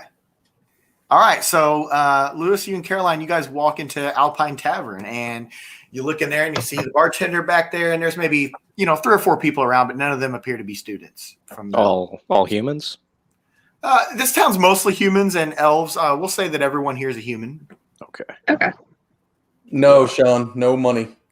I walk up to the bartender and just go, "Hey, what's up?" He's like, "Hello." He says, "Are you new in town?" We are students at the school, and we're going on our first mission. He said, "Oh, really?" He's like, "I don't see your lapels, but I'll take your word for it because most people that are stranger around here are here for one thing: that damn adventuring school. So here you go, 2 tankards of ale. Thank you. You'll get a lapel that you can clip onto your collar once you The become little an elf. thing. Oh, fun. Okay. I So she take the got 2 drink and ales. say, "Thank you," and walk away. Double fit. I'm assuming Lewis walked up with you. Okay. I was Is going to that- say Gives she one got to 2 Lewis. drinks. Do I Yeah, get that's one? what, yeah. I was assuming that he walked in there with you, and that's what the ales were for both of you. Cheers. Yeah. Okay. Chug as fast as we can, and then run over to the stables. Okay. That's so Now we're ready to ride hey, horses. well, you don't just get to do that. Like, you have to actually act this out. Okay, so like, yeah, so you're still there. So we're drinking. He's got the drinks and everything for you, and you're sitting at the thing and you're drinking. You don't magically appear at the stable. And as you're sitting there, a young, doe-eyed man comes walking up to Caroline, and he says, I heard that there was a young lady in town, but I had no idea that an angel fell from heaven. I repeat my earlier sentiment. Can I stab him? How do you respond? Just kind of stare at him blankly and blink. Okay, do you want to do any kind of check on this guy? What would I... Perception? If you're trying to like gauge him, you typically do an insight check. Okay, so insight. Yeah. That is a 6 plus 3. That is a 9. Okay, so you don't get any particular vibes off of him, but you can tell that he's a pretty harmless individual, and he's more of an annoying gnat than anything. But you can still respond besides flittering your eye. Just be like, can I help you? He says, he goes, no, madame, may I help you? No. Thank you. No. He says, would you like me to buy you a drink? I've already got one and some company. Ah, okay, I see. Hello there, dwarf. I didn't see you sitting there on your stool. Can I do an intimidation check on him? Yeah, go ahead. Okay, is that a D8? D20. D20. D8. I got a 10. You got a what? 10, and do I add anything for that? You add your intimidation bonus, your modifier. It's your charisma modifier, whatever that is. Well, he may have a stat that upped that too. Oh, that's true. He's a barbarian. Yeah. So you see where it says intimidation? Oh, yeah, it is intimidation. Intimidation. No, I don't have anything. So just 10. Wait, you don't have anything on intimidation? You should say plus something. What's your charisma? 10. Yeah. No bonus. Okay. Oh, yeah, because it's neutral. Okay, so, and what did you roll? 10. All right, so you puffed up chest with this guy, and it didn't rush him off, but he's basically like taken aback by it. And he's like, well, I never. So, yeah. Well, you can always buy me a drink. The thing on their pin, the lapel. What's that? Easy. Did they have the lapel pin? This guy? No. Yeah. But he is in very nice clothes. So, he probably like works for Rich Guy or is related to. Oh my God, is it Rich Guy? Your insight didn't tell you that. I'll tell you No, that. it did not. Do I not look like an angel? How about another round? He says, "You, sir, look like a toad." Well, I don't think I'd take too kindly to that. Now, if you'll excuse me, I was talking to your lady friend. Well, you're just rude. Well, I am a barbarian, so I don't think I'd take terribly Not kindly you. to that. Him. Okay. So he's turned his attention back to Caroline, and he's like, he's swooning her, and you're sitting there. What do you? How do you respond to that? I just tell him, listen, fancy pants, we've got shit to do, and we're gonna. You really say that? Yeah. Okay, awesome. And he's like, I have no manners. I'm an urchin. He says, foul language spewed from such beauty. Will I get in trouble if I hit him? It's like you're going to get in trouble, but if you're not feeling this dude, you're welcome to back him down as much as you want. I'm going to roll an intimidation check. Okay, you roll an intimidation. Nice. Excellent. Oh, shit, where'd it go? Hey, that is a 9. Rewind for you guys. Plus 1. I also got a 10. We are not intimidating. No. He's like, we're new in town. He's like, I don't understand. He's like, I try to be nice to these common. He turns to the tavern keep. He's like, I try to be kind to these common folk, and this is what I get: the puffing of chest. And he just storms out of the tavern. He's totally the rich guy. Shameless puffery. I should have stabbed him. Maybe even poofer. So anyway, the tavern keep is just like whatever, and he goes back to cleaning glasses and everything. Well, I guess we finish our drinks. Okay. Mumble about how rude that I would like fancy both of you pants to was. do Constitution saving throws with advantage. So you get to roll twice, take the higher number. Oh God. One drink got you. there. Not 20. Nat 20? I'm gonna just take that. Yeah, Okay, I'm gonna and- just take that. Lewis, what do you got? I got a 9. That was your highest number out of 2? That was my highest out of 2. God. Worst. And did you add your Constitution saving throw? No, I'm sorry. Oh yeah, Constitution so saving under throw saving is. throws. I'm sorry. Okay. Oh, I got 5. Okay. So 14. So 14. Okay, cool. So here's the thing, all right? It's been a while since you've had a drink, and you weren't exactly known for taking your drinks well back home. So this one's kind of got you just a little shook, right? But Caroline, she just pops up from her chair, and she's gone. She's good. Ooh, I'm heated. All right, so you guys are Fancy going pants to lad just showed up and interrupted us. Go get him, Thalia. you guys are going to head over to the I'm right behind you. table. Drunkenly stumbles over. So if you guys are heading to the stable, we'll go to everybody else. So Lanish is standing there at the stable. You see him gathering horses, and he's got a carriage that he's assembling there that he's getting ready. So Phil and Nola, and right? It's just and Jeremy. You guys walk up. What are you guys' first reaction to seeing Lanish getting the horses ready? I walk past him and go and talk to the smith. Wait, This go dude talk to is who? one-minded. I am. Smithy there. I'm sorry, I couldn't hear you. I walk past him and go and talk to the blacksmith. Oh, okay, cool. All right. So so the blacksmith here is a human. There's actually 2 humans that work here, 2 guys, right? And they're like, "Hello there, fair dwarf." Hello, sirs.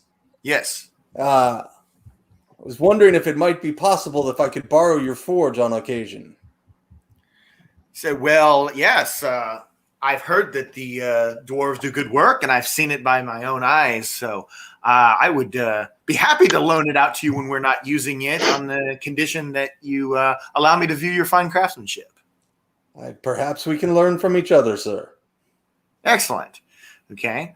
We'll arrange in the future after your mission to come to some kind of agreement on shared time here. Nice. Now I'll wander back.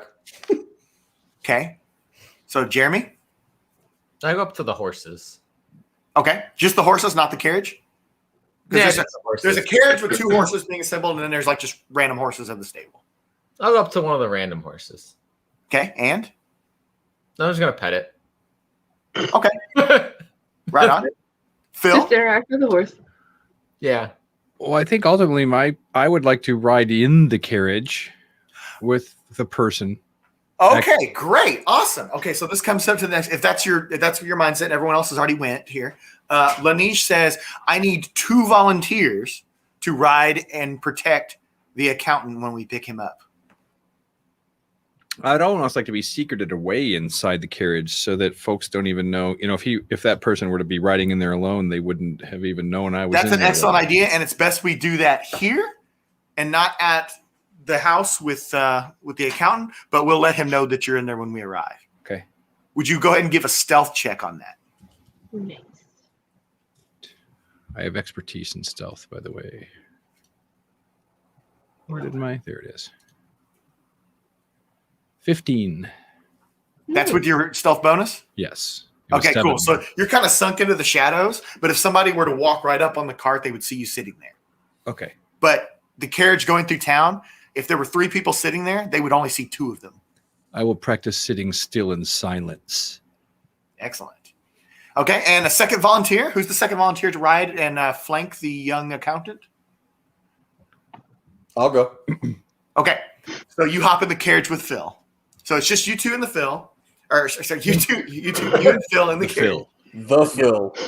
Who's Phil? I only know of Bean. Yeah. Oh, I forgot to tell you. Yes, there is a corporal riding along with you guys. I forgot to tell you. I don't have a token for him here, but there is a corporal riding along, and he's going to sit up on the carriage with Lanish. His name is Corporal Red Shirtigan. I feel things will not end well for him. Haven't you seen your show? Can I ask the whatever his rank is, Sergeant, if I can fly above you guys? Yeah, actually, if you're not comfortable riding a horse, then you can fly. I'm not comfortable riding a horse, but I think if I'm flying above, I might catch things, before they sneak up on us. Sure. Just remember what I said before. You're gonna have to roll with a disadvantage to land. That's fine. Okay. Excellent. Okay, so Nola and Phil, you guys are going to ride in the carriage, protecting him, and he is going to. So the Laneige and the corporal are going to ride on the stagecoach kind of thing. It's not a full-on stagecoach; it's just a carriage, so it's enclosed and everything. And Lewis and Caroline, can I both get you guys to do animal handling checks? So roll and add your hand. One animal handling. It's all right. Can I ride in the carriage? Oh no, I I have dropped a 1 and 1 and it. I got a 4 minus 1, 3. I got a 3 plus 1. What? Wait. So both of you got less than 5? Yeah. Yeah. Okay, you guys are both having one hell of a time getting on these horses. And the owner of the stable is like, whoa. And he's Good ale. lassoing and everything and getting them stopped. And he's like, have you never rode horses before? I'm a street urchin. I'm a dwarf. My Can I feet try get to me where I go. soothe the horses and calm them down? Animal handling. Are you going to do it? Can I calm them down using my animal handling? Yeah, go ahead and roll an animal handling check on one of those. 15. Okay, I'm going to say that's pretty good. You walking up, petting them and all that. You actually got both Caroline and Lewis's horses to calm down. Combination of you and the stable guy, you did get them. So they're able to successfully mount. Oi, wizard. You're all right. We did it. I said, you're all right tonight. Not even drunk. All right, so you guys are mounted on I'd horses. have crashed a broom too. Would you, Jeremy? Would you like to ride in the carriage while we go pick up the accountant, and then when we leave town, fly? Yeah, that's fine. Okay. Yeah, I don't need to land twice. Let's not do that. Yeah. All right. So going back to the map here, let me turn on the laser pen. You guys, you get leave with the carriage and 2 horses flanking with Caroline and Lewis on the flank. So there's 4 horses total, 2 pulling the carriage and 2 being ridden separate. And you come down here and you see this massive construction project, and the accountant is there, and it's this young guy with like a suit and glasses, and he has a steel box with his with the box handcuffed to his wrist. So he's like holding it and it's cuffed to it because it's very important documents. So not the fancy pants lad. What's that? Not the fancy pants lad. No, it's not him. Is this considered a city? Wait, this map here? Yeah. This is Northridge. This is very, very small town. There's about 300 Oh. people here. Okay. So it's a town, not a city. Yeah, Okay. it's the picture that you saw on the background here. So we don't. So city secrets doesn't come into play for us urchin elves, which is where we can move. No, it questions. wouldn't come in. It wouldn't come in here. No, in Okay. fact, I don't know much about that, so we'll talk about that for another one. Okay. But no, not for. Is that you're talking about? Like you would get to know other thieves and they would be able to tell you secrets about the city? City secrets. When not in combat, my party moves 2 times as fast through a city because we know also secret know- back ways and. Yeah. Oh, okay. Yeah, that would definitely come into play in a We bigger can city. find Here, passages. everybody's going to move about the same because it's a small town. You can walk from one end to the other in like 10 minutes. Okay. Okay. You're going to become very popular here. Okay, these people are basically going to worship you because you are like the town militia. Okay. Yar. All right. So that's why I said you probably don't want to do anything crazy in this town. Like at least not to the people who live here. You can, but there will be repercussions, especially if the commandant finds out. They'll complain to the school. Yeah. Okay. So Laneige comes up. He opens the door to the carriage. Jeremy gets out. The gentleman gets in, and they tell him, hey, Phil's in there hiding, so don't be alarmed. And then Nola, you're also sitting there, but you're a little more visible. So we'll say Nola is sitting next to the guy, and across from him is Phil, ducked into the shadows. And you guys are heading out. So if you look on the map here, you go up this way, and you guys are heading out west of town towards Seeker City. And Jeremy, you are in the air. So are you wanting to fly ahead, or you wanting to just scope the area? I can do like a kind of a loop around, like fly up ahead a little bit and fly back, make sure no one's tailing us, something like that. Give me a perception check with disadvantage. So roll twice, take the lower number. Ooh. Yikes. Oh, wait. Do I add something to that? Perception. Perception, yeah. That makes sense. So that's a 12. And then, oh, shit, that's a 6. Great. Just lower. Yeah, you took lower. So it's okay. So you're really high up, all right, and you can see Seeker City off of the distance, but of course, it's for what they're doing. It's going to be at least a couple hours ride still. So you guys are riding along, and and there's not much going on. Every now and again, you pass a wagon, and Lanige is giving nod because it's probably someone he knows from town. And all that, and it's pretty boring, and y'all are starting to wonder, hey, is this the kind of missions, is this kind of journeys we're going to be doing to this school? Like, is this like this is the best that they've got? Like, you think adventuring school, like we'd be doing some crazy shit, right? So you guys are kind of murmuring to yourselves about that, and the accountant guy, he's just sitting there like, oh, can't wait till get these documents. He's tense or whatever. But Jeremy, you do see in the road up ahead what looks to be a wagon that is not moving. So what do you want to do? Do you want to alert the others? Or? What? I couldn't hear you said. What? I said cast magic missile, and then I was like, I'm just kidding. That's chaotic. Crash land into the cart. I'm gonna fly down and let my carriage know what's going on. There's something ahead. Okay, so you're basically floating on the broom, like next to the carriage, and Lenny's just he's riding, and Red Shirt again's there. He's a human, and Lenny's is of course a white dragonborn, and he's like that, and he's like, excellent work spotting that. He says, we will approach with caution, but unfortunately, this is the only way through. So head and get myself killed. Hold on. I'm kidding. So you guys approach this. What excellent horses, sir. Yeah. So here, Buddy truck. Is that food or flowers? So Caroline, you are flanking here on a horse, and Jeremy, you're floating up here somewhere. Bill, you're in. Lewis, you're flanking here on a horse, and Nola, you are here, and the guy is back here. He's next to Nola. So they bring the cart, or they bring the carriage to a stop, say 20 yards out. And Jeremy, are you going to land, or what are you going to do? I'll stay floating for a little bit. Okay. Did you want to check the area? All these circles are trees, by the way. Can I do another perception check? Yes. No, we're kind no disadvantage because you're lower now. Okay. 12. 12. Okay.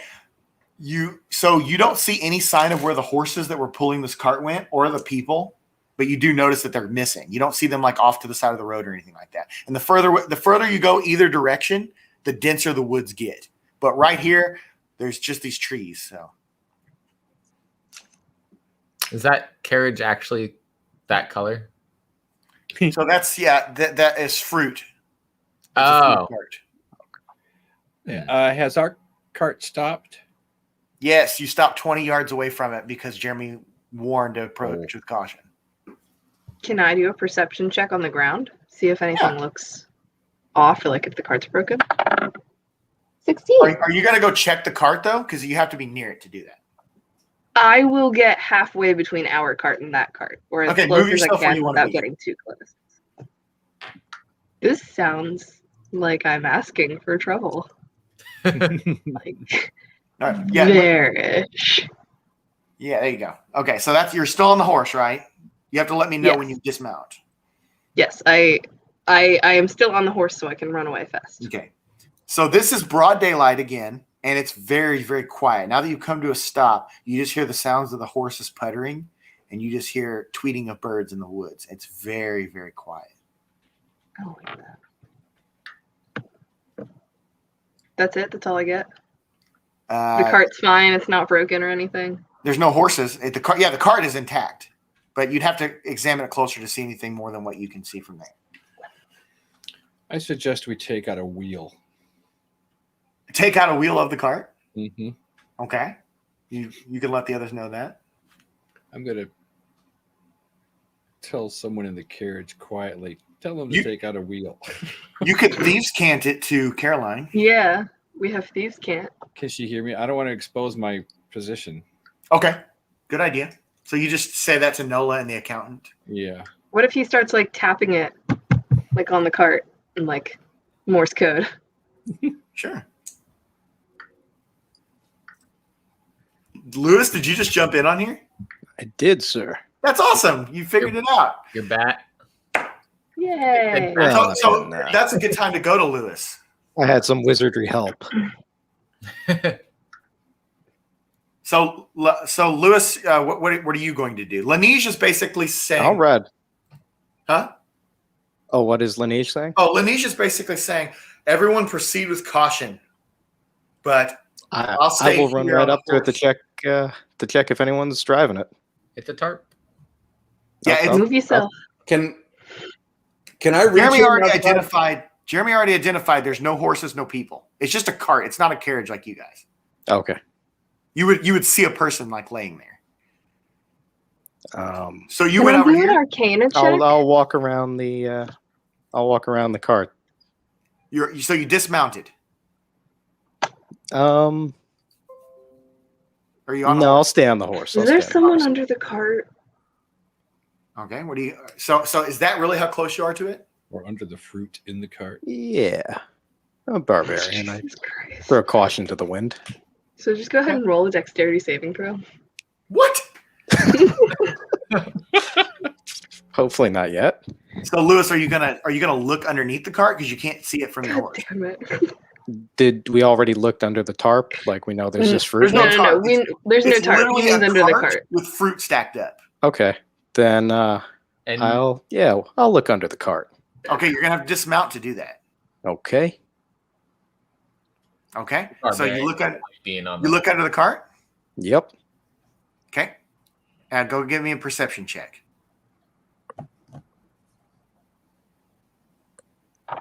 $11. Yeah. Okay. So it doesn't appear to be anything. Obviously, the wagon wheels are big, so you can't really see around those. But there's nobody under there, from what you can tell. Okay. Can I yell anything? You can do whatever you want, sir. Ahoy! Anyone around? Okay, and it's quiet, and it's quiet, and then suddenly out of the wild blue yonder, an arrow strikes your horse, and it's dead.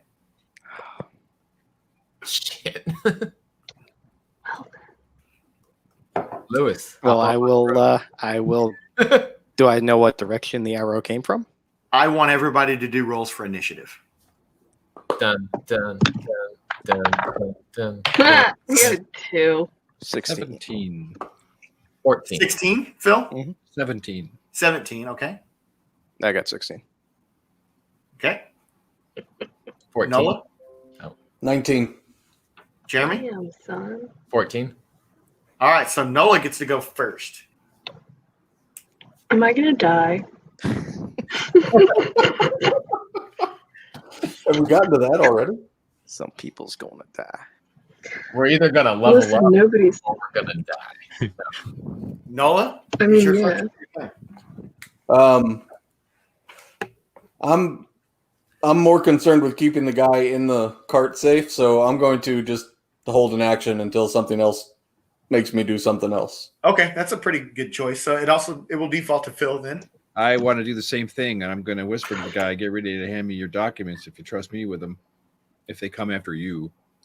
So do either one of you want to pick a specific side of the cart to watch out of? Because you guys obviously can look out of either side. Can I straddle the ceiling? You can straddle whatever you want. What? I want to like hide up in the ceiling. If it's tall enough. My thought is I'm going to say someone no. This is just Okay. a normal carriage. If it was a stagecoach, I would say yes. Okay. All right. This is think Cinderella style carriage. Is there a door on either side of the carriage, or just one Yeah. side? So that's what you can't see because your characters are over it, but that's butterfly doors. See? So they would open up like the freaking DeLorean. Oh, I see what you're saying. Okay. Gulf Wing. Well, I got it. I'll be on the side furthest from the. So you're going to look out carriage, that window facing south. Nola's going to look out facing north. assuming Nola wants to. Yes. Okay. Yeah. Okay. So we'll say that's your guys' action for this. Is just preparing the cart. And is there and Red Shirt again? They're like, we're staying on horses. You guys, watch carefully. Figure out where that arrow came from. And I'm moving to shield his body. I was going to say, is there any place to hide, like under the seat or something? Is there an opening or? So the windows are kind of small. So I mean, you're going to know somebody would have to be right up on it to straight up shoot an arrow at you from the window. I'm not worried about me. I just want to shove that guy under the seat or something if there's anywhere. This dude is pretty safe with you guys like that. Okay. You would have to have full on melee combat for them to get to him. Gotcha. So we're going to go to Lewis now. Lewis, you just saw your horse get struck dead. Can you do a perception check? Yes, sir. 16. Awesome. You know that the arrow came from this direction. Okay, then I'm gonna run towards this big tree here and get behind it and try to see if I can find This who one? shot it. Yep. Okay, which side are you going to run to? I'm gonna just run This side or this side? This side, because then I can get to this tree hopefully. So next. you're right there. Oh, you went down here? I how far can I go? That's about as far as you can go Okay. without something happening. I will run there and scream something at him. So your So line you of guys shot? sight around either side of the tree is right here where you see a goblin with a bow. Okay. Nasty little creature. Can I do anything else this turn? Do you have if you have a weapon? That Can you I can unsheath my weapon? Do you have a range? Yeah, we'll Well, assume I your have- weapon. We'll assume you unsheathed your weapon when the horse dropped. Okay. I have javelins, 2 hand axes, and my great axe. You can definitely throw hand axes and javelins. Okay. I'm gonna throw a hand axe at him. All right. So go ahead and roll to see if you hit D20. Okay. And I get my bonuses on that. You, I got 17 plus I got proficiency on that of 2. okay, yeah. You hit this guy. So now you can roll the damage die. Okay, and that is 1d6. Okay. Plus your proficiency bonus. No, not on damage.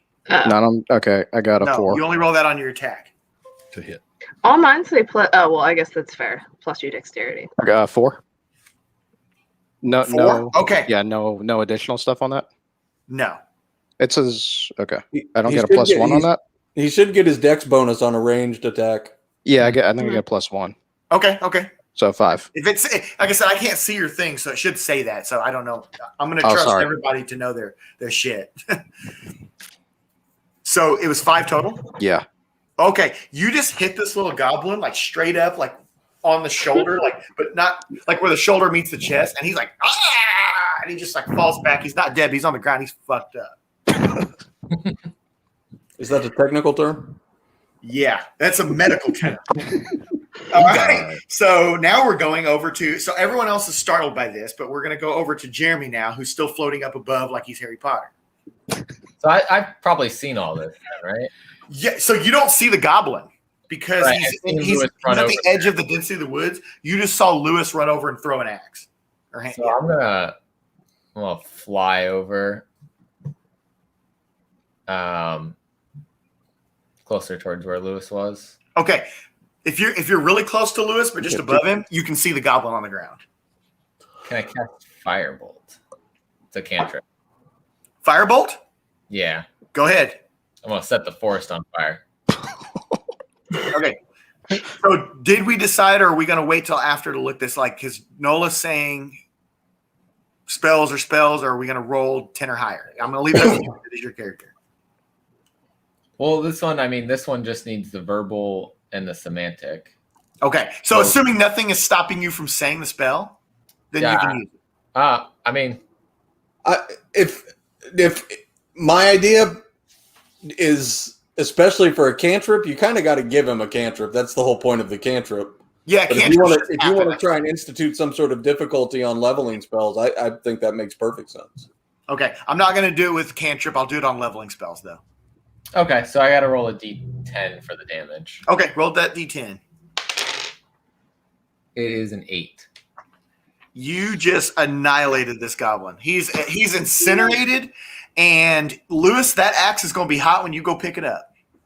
Sorry, Lewis. That's okay. Let it cool off first. Maybe let it sit for a minute. I'll spit on it. Okay. So I should mention now, because I don't think I've ever mentioned this. I know Nola and Phil know this, but for everyone else, to get experience from battle, you have to at least have done something in the battle. So if that means you hit somebody once and go hide, you get the shared experience. But if you are literally biting and hiding, you don't get experience at the end of the battle. Okay? So, Jeremy, that qualifies you for the experience on its own. The guys with least experience are level in their Is that so that's the end of the encounter? No. Oh, okay. Oh, shit. I just wanted to say that now. That's nice try. Okay. We got rid of. At least it was a lone gunman. All right. So now we are at Caroline, and I'm assuming you're still on your horse. Mm-hmm. What are you going to do? You just saw Jeremy fly out of the room and just freaking throw a firebolt into the woods. I'm going to look around and see if there's any more goblins. Which direction are you looking?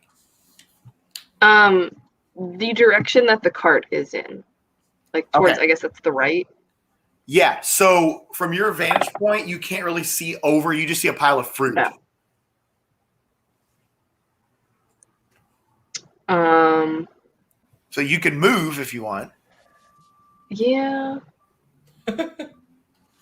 I guess I'll go hide behind this tree. Which tree? I gotta get there. And you're on the horse still. Oh, well, okay. I get off the horse and then I so run very quickly to the tree.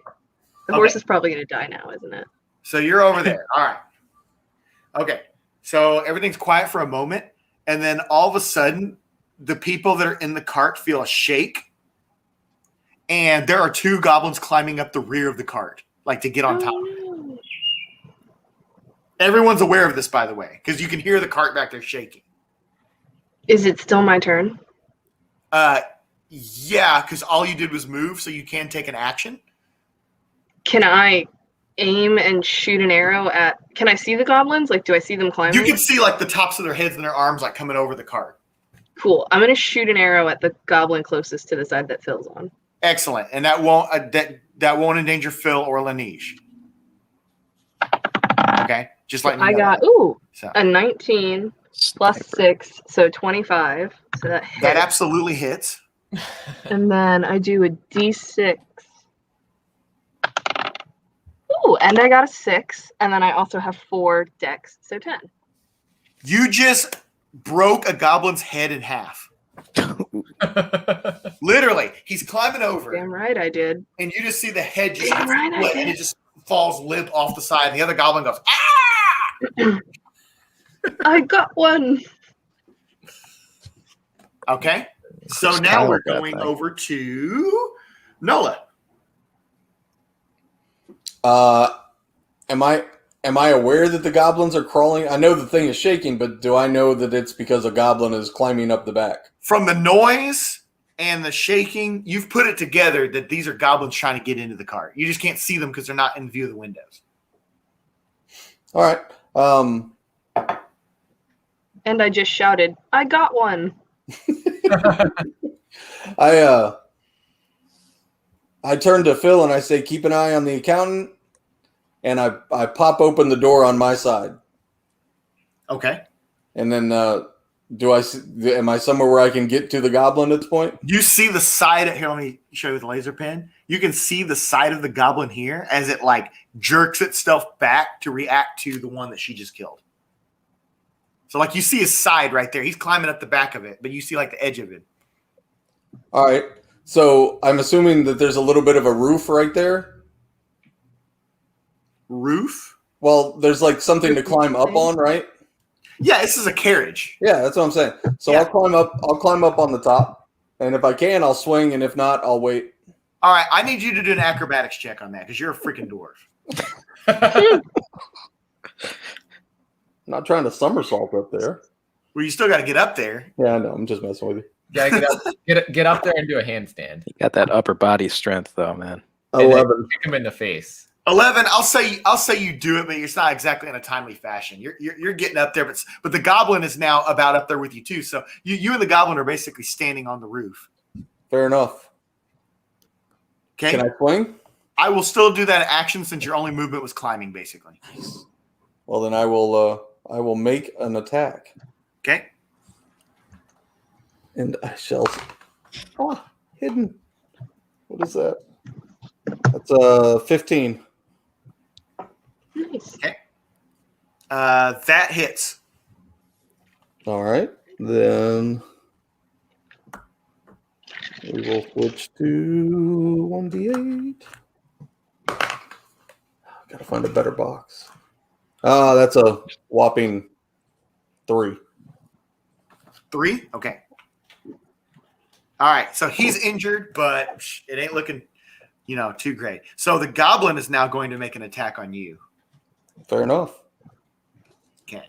So he swings his jagged little sword that just looks like somebody stuck it in his hand.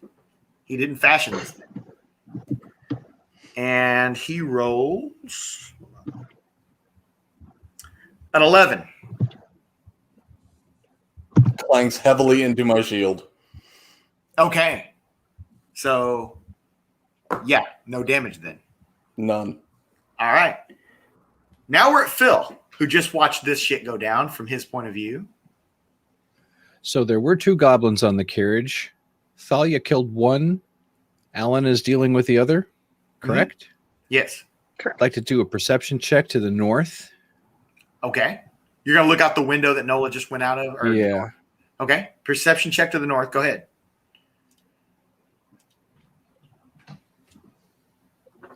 Okay. 8. 8 plus. No, that was 8. It was 6. Okay. Yeah. Okay. With its Nothing plus. apparent coming 6 from plus your 2. vantage point. Okay. Do I still have any action? Yes. You can move however you want. Do I have any reason to believe there are any more goblins coming to the cart? There's none that are the cart is no longer shaking except from the sounds of the feet of the dwarf and the goblin on the roof. There's All no right. one climbing in the windows right now. I'm just going to guard the guy and be ready to deal with the one that. Sorry. So basically, if Nola gets killed, you're ready to fight this thing. I don't want to leave my guy. Yep. Okay. Agreed. Okay. Good deal. That's a good He idea. has a responsibility. All right, Lewis. Okay. Can I do a perception check to see if there's any other goblins near me?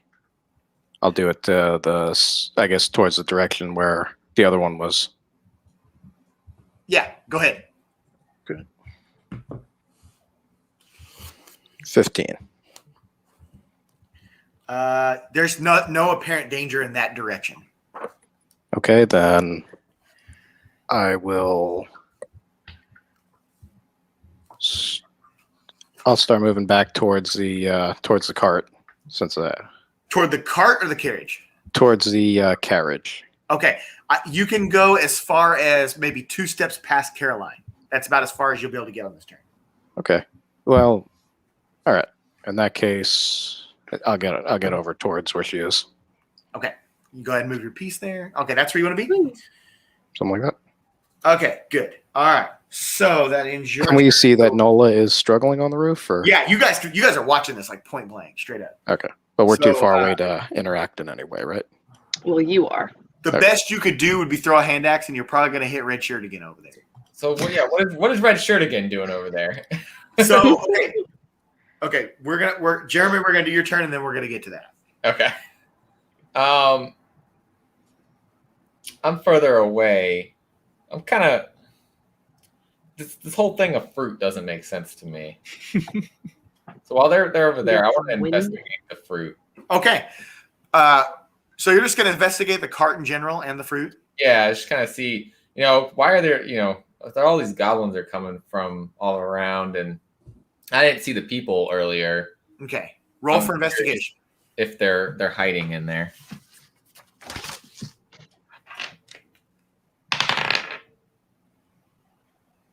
Uh, 25.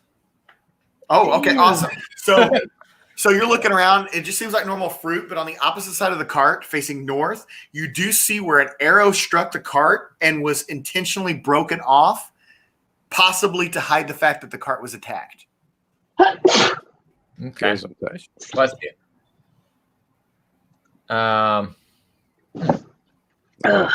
Remember, that's from the north. Yeah, I would say it came from the north. So we haven't had any attackers from the north. Okay, so as you look up to the north, above here. Oh shit! I didn't mean to click that. Did you kill one of us off? No, hang on. I clicked something and it changed the whole page. Looks okay here. Still looks fine here. Yeah, I know. Well, that's because it's on Phil's, that's another reason why I wanted Phil to run that. So up here, can you see the light? Yeah. You see two more goblins about the size of the ones you're fighting, and one big nasty goblin that just freaking pushes those two goblins' shoulders in your direction, and both goblins are barreling toward this cart. Toward the cart. Both the small ones, not the big one? Yes. Where's the big one? He's just kind of standing there? Yeah. So he's not getting close yet? No. I guess I won't attack him yet. I'm going to cast Firebolt again. Against the two running toward you? Yeah, because I could probably hit them both if they're running together, right? Sure. I'll let you do it, but you're going to roll disadvantage on your damage. Ooh. Okay. That's not that bad. So that's a 7, and that's a 5. So 5. You still got to wait. You still got to see if you hit. Yeah, you got to roll to hit. Wait, it's a cantrip though. Oh, it's a cantrip. Yeah. See, that's where it confuses. Wait, no, but aiming, I have to. Yeah, you still have to aim the spell. You can cast you have to hit it, but you still have to see if you hit them. Oh, yeah. See, this is okay. We did that wrong earlier then. Nah, live and learn. All right, so there should be some intelligence should add to that, right? And I'm proficient in that. I have never seen intelligence play into somebody casting a spell. So if that's true, please show me in the rules. I don't know. I've never heard of that. When it talks about spell casting ability, there's a spell save DC and a spell attack modifier, and both use the proficiency bonus and the intelligence modifier. I don't know what this falls under though. And the book doesn't really. Yeah, that's probably something we're gonna have to discuss separate, so we're not messing with the game too much. But I rolled a 19, so it doesn't really matter. Okay, yeah. But I'm just saying, this is where I don't get hung up with that kind of stuff because your spell attack modifier is your proficiency bonus plus your intelligence modifier. So what does that mean? It means it's +2 plus your intelligence modifier added to a D20 roll. Yeah, so that's what you need to add into that spell and not do the math every time you roll. See what I'm saying? That's something you need to do during character creation and leveling. Well, I have these numbers. I just don't know where to use them. Okay. I have a spell casting ability is 4, a spell save DC is 14, and a spell attack bonus is 6. That's the number you want. So 6 to the 19. Yes. Okay. And that will be anytime that's your equivalent of swinging a weapon at someone. So that's what you add to your 2 hit roll. Okay, so anytime I'm casting to see if a spell works, I add 6. Correct. Okay. That makes sense to me. That's what I was trying to figure out earlier. And Yeah. No, dude, don't worry, man. Like we're almost as blind as you are because we don't have that information in front of us. And it's impossible for me to see every type of character class all at once. Yeah, and I've never played a spellcaster in my life, so. And I've only played one, and I knew that there was dice rolling. I knew you didn't just get to automatically do magic every time. Yeah. Okay, but 6 is a pretty good. Yeah. So what's the total number then? So 25. You definitely hit. Even with like a disadvantage, I'm going to say you hit them, and you got to roll for damage for each one of them. Okay. 9. 8. You just incinerated these two. I like the spell. Yeah, you just incinerated them. So now, as far as you know, there's one goblin left on the cart battling Nola, and then there's the one big one up there who's pissed that you just incinerated his guys. So, truth be told, I think the way the disadvantage was supposed to work on that, I'll let you have this one because you didn't get to do shit with your training back there. Like you rolled really bad on that. But truth be told, a disadvantage on this should probably disadvantage on the damage since it's spread to 2. Oh, yeah. I mean, I can roll. But no. I'm going to let you have this one because of what I just said, because of how little you got to do. You're still learning. I want these early sessions to be like, I'm learning, you're learning. I still want it to be fun, right? Okay. So I'm going to give you that you just incinerated these guys. Like, can I ask too, just mechanics wise, because he used that, does that mean he's got to sleep and relearn the spell before he can do it again? Not cantrips. Oh, that's a cantrip. Okay. Yeah. So they invented the Kantrip System a couple editions ago, and cantrips can be used as many times as you want. But the actual leveled spells, which are always way better than cantrips, and they actually enhance over time quite a bit. Those, once a spell slot's taken, you either have to do something magically to get it or rest, like you said. Okay. Yeah. Mm-hmm. All right. So. And I don't have any attack kind of things currently prepared. So. Yeah. Okay. So he's kind of limited in what he can do. It's fine for knocking off a goblin here and there, but cantrips only go so far. So it's very useful. Now you're going to Red Shirt again, like you were asking. So Red Shirt again has now stood up and climbed up here, and he's standing behind Nola, and Nola is going at it with this goblin, right? Mm-hmm. Yes. Okay, so Red Shirtigan's action was climbing up there, and he's aiming a crossbow, but he doesn't want to fire it because Nola is directly to him. So that goes for Caroline. So, do I have no? I'm going to shoot. Am I close enough to shoot an arrow at the big goblin? The big goblin? You don't even know about the big goblin. There's a cart there, there's a big tree, and there's a big goblin past that big tree. You just know Jeremy's firing fire into the woods. Cool. Do I have a clear shot on the goblin Nola's fighting with, or no? You run a really big risk of hitting Nola from that vantage. Could I get close enough with the amount of space I can move? If you move here, oh shit, why don't they? Hang on. If you move here, you'll be in a shot range where you won't hit Nola. But that's your move action if you go there. To like there? Yeah, you won't have the cover of the tree in case the goblin does something, but that's fine. You gonna try to shoot him? Yes. All right, go for it. Fire an arrow. 11 plus 6, 17. Okay, that hits. And then 1d6. So I got a 4 plus 4 is an 8. Oh my god, yeah, you shot this damn thing and it fell off the back of the carriage. Superstar. Okay. 2 goblins down. Work. So we go back to Nola, and you just watch this thing that you were tussling with get felled by her arrow. I will drop back down and close the door again. With you inside or outside? Inside. Protecting the guy. Okay. Inside, protecting the guy. There you go. Okay. Red Shirtigan is going to go back to his position now that he sees that things are all safe here. And We go to Nola if you have anything that you... I'm sorry, Phil, if you have anything you want to add. I guess I'll... No. Other than more perception checks to the north, I guess. But I just want to be... I don't want to get hit by surprise is all. Okay. I'm going to say don't worry about the perception check because Nola was just outside on that side. So you're going to get any information from him. Okay. We go back to Lewis. You know that Jeremy's tussling with something over there in the woods. Did I happen to notice the fire bolts streaking through the air over there? Or no, you were facing the other way. You had a goblin right in front of you. Gotcha. This is actually kind of far away because this is 20 yards right here. This is roughly 20. Oh, dang it. I keep moving that. There's roughly 20 yards here. Okay. Can I yell to Sparks and say, need a hand there? Yeah. Is there anything over there that needs killing? There's a big one. Okay. I like the sound of that. So what do you want to do? I'm going to run headfirst at the direction that Sparks is pointing in. Excellent. Go ahead and run. I'll let you get to the tip of where the green fruit is. Pause. Okay. Just there you go. Just the tip of the big one. Okay. The goblin, I don't have a thing for him out here, but I'll go ahead and put one on here so you guys can see.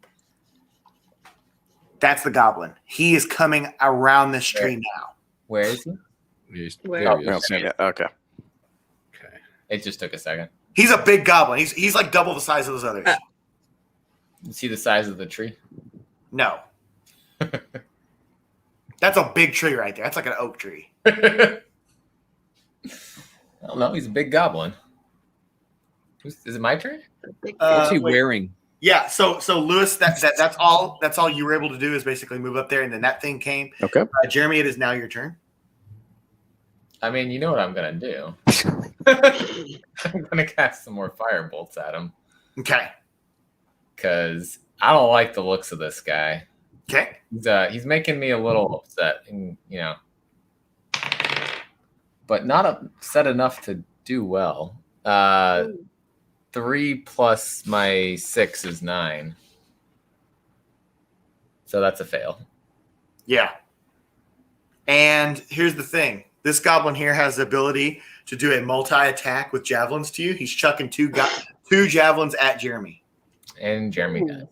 And the end of the wizard. What is your They armor don't last class? very long. Serpentine. 12. Okay, 1 misses, 1 hits. And hang on 1 second here.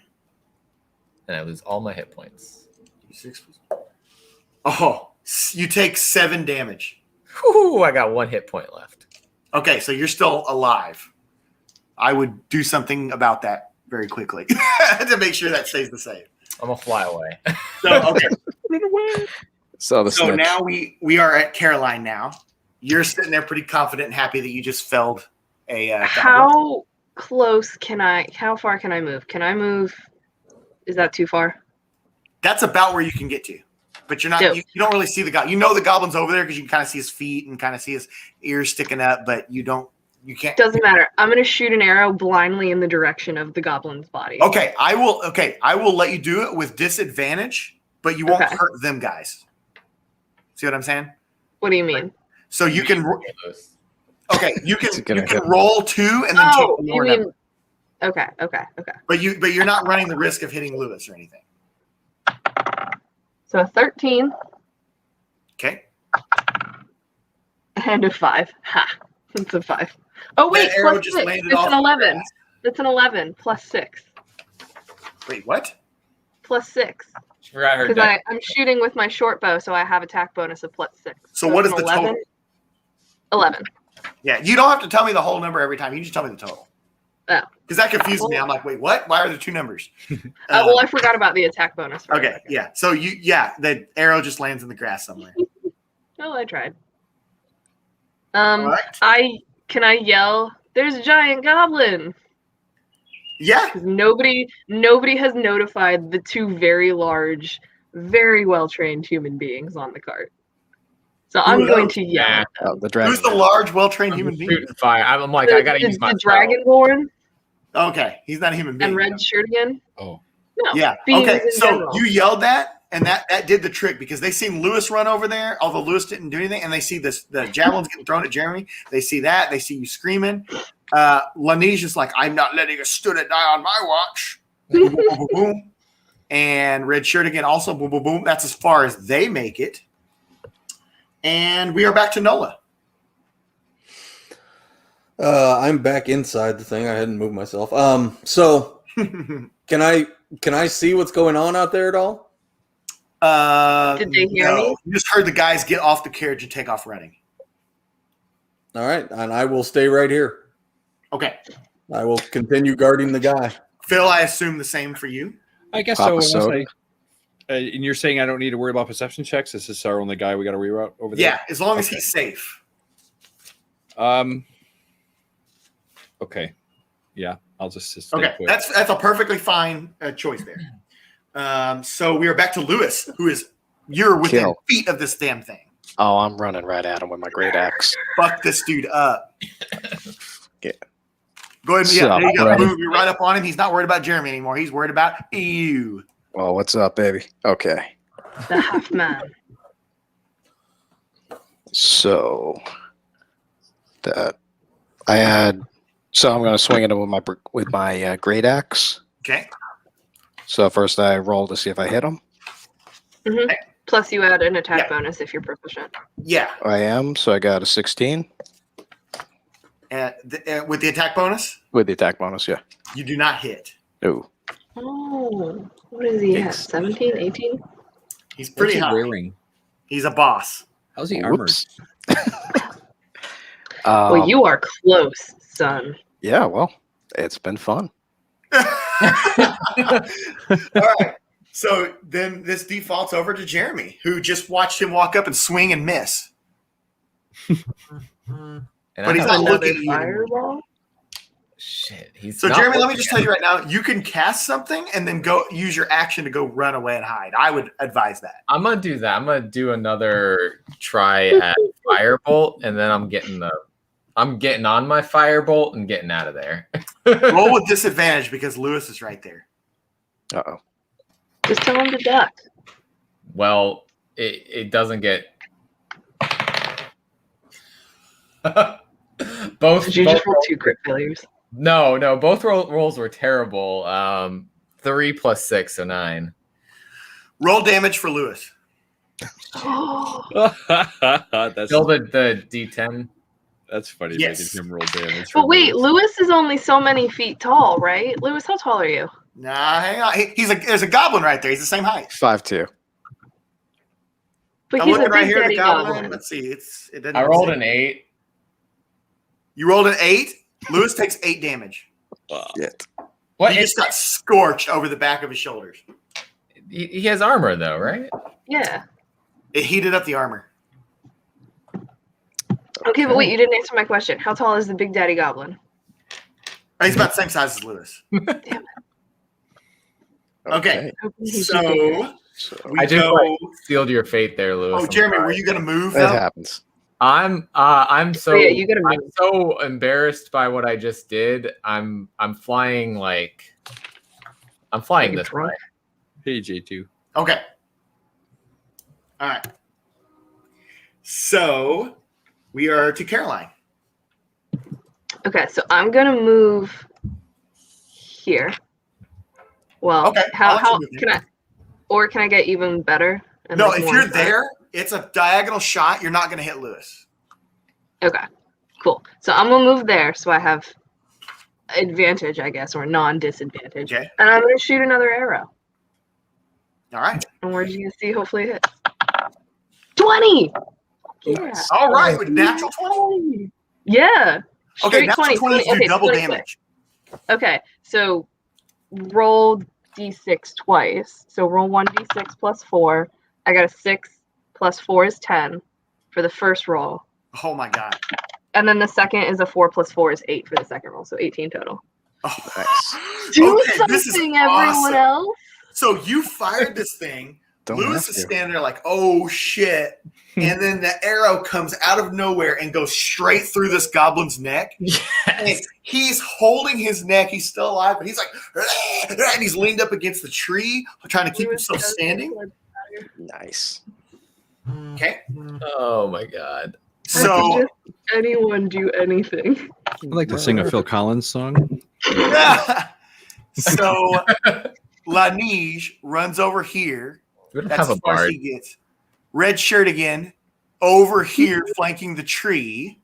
And we are back to Nola and Phil, which I assume you guys are also going to still.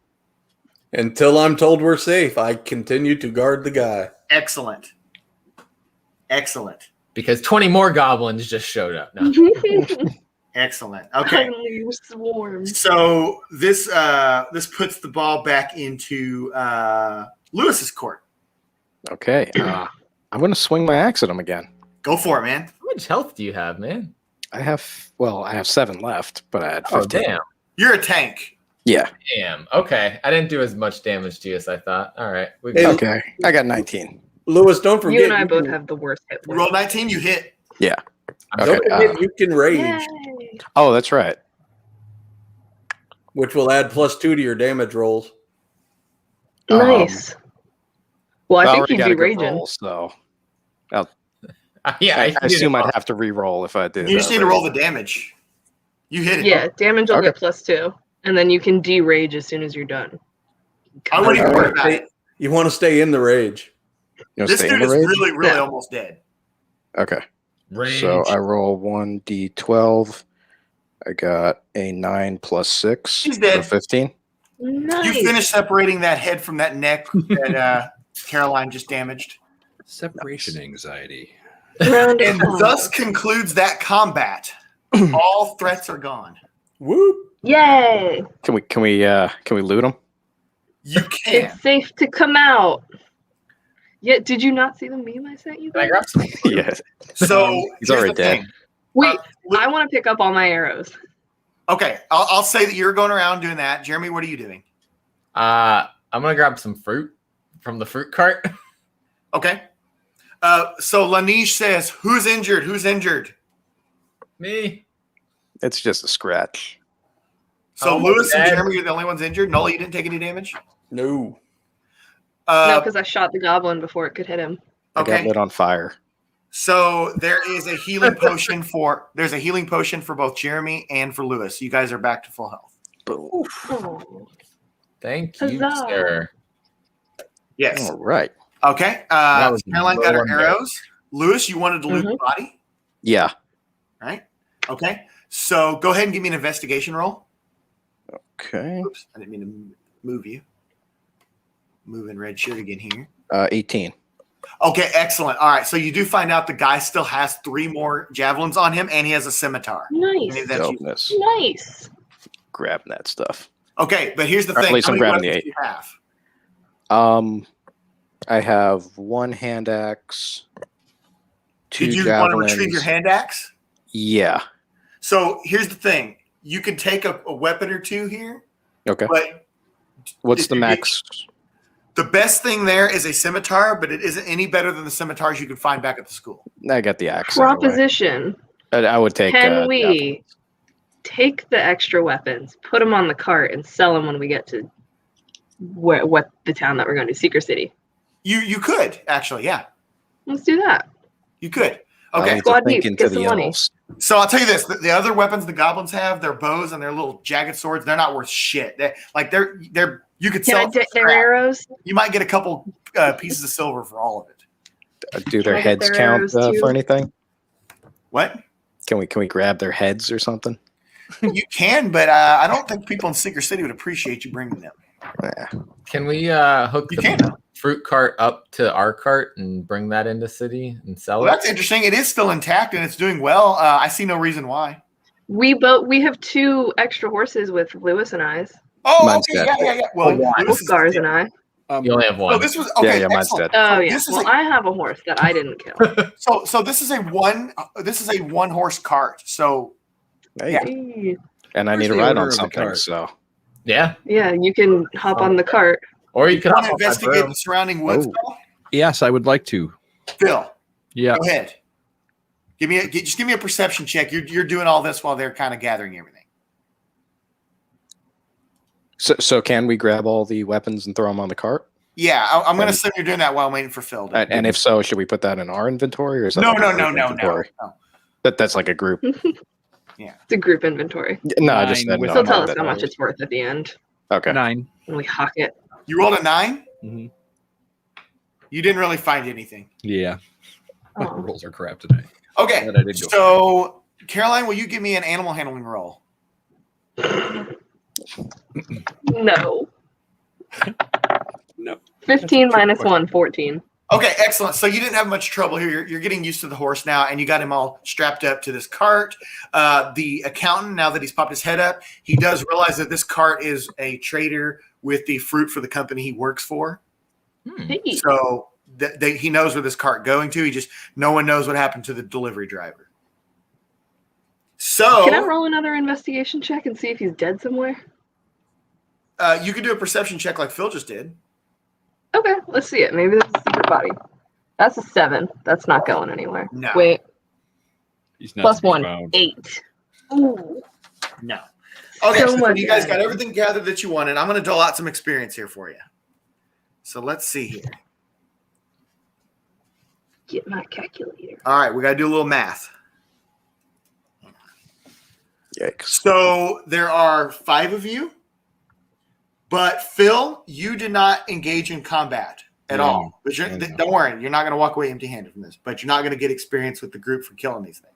You get a brand new dining set. So the 4 of you split 450 experience. Okay. So what would that be for split 4 ways? 112.5. 112.5. Wait, what? 450 Got that?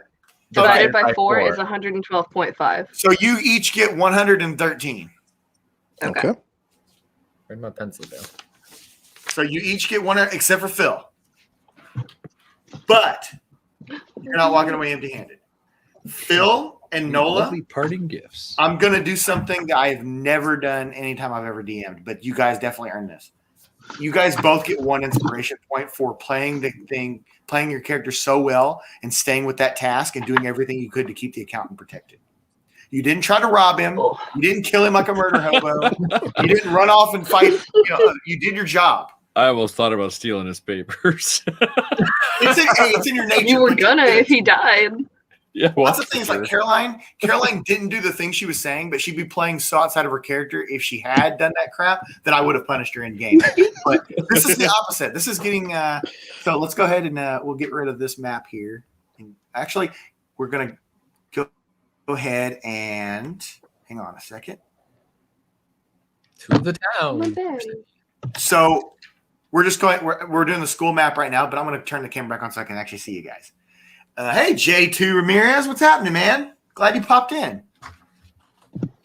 So the rest of this journey is just generic, pretty much. You guys go to Seeker City, and you get there, and you sell off the junk, basically. Lewis and Caroline, you guys were the ones who came up with that, so I'm going to let you guys sell off the junk weapons. Nice. I'm going to say you guys split it, Yeah. and you each get 15 pieces of silver. Woo! But don't add that just quite yet, because all of you can now erase your rank of initiate and change it to adept. Ooh. Does that mean we're level 2? No.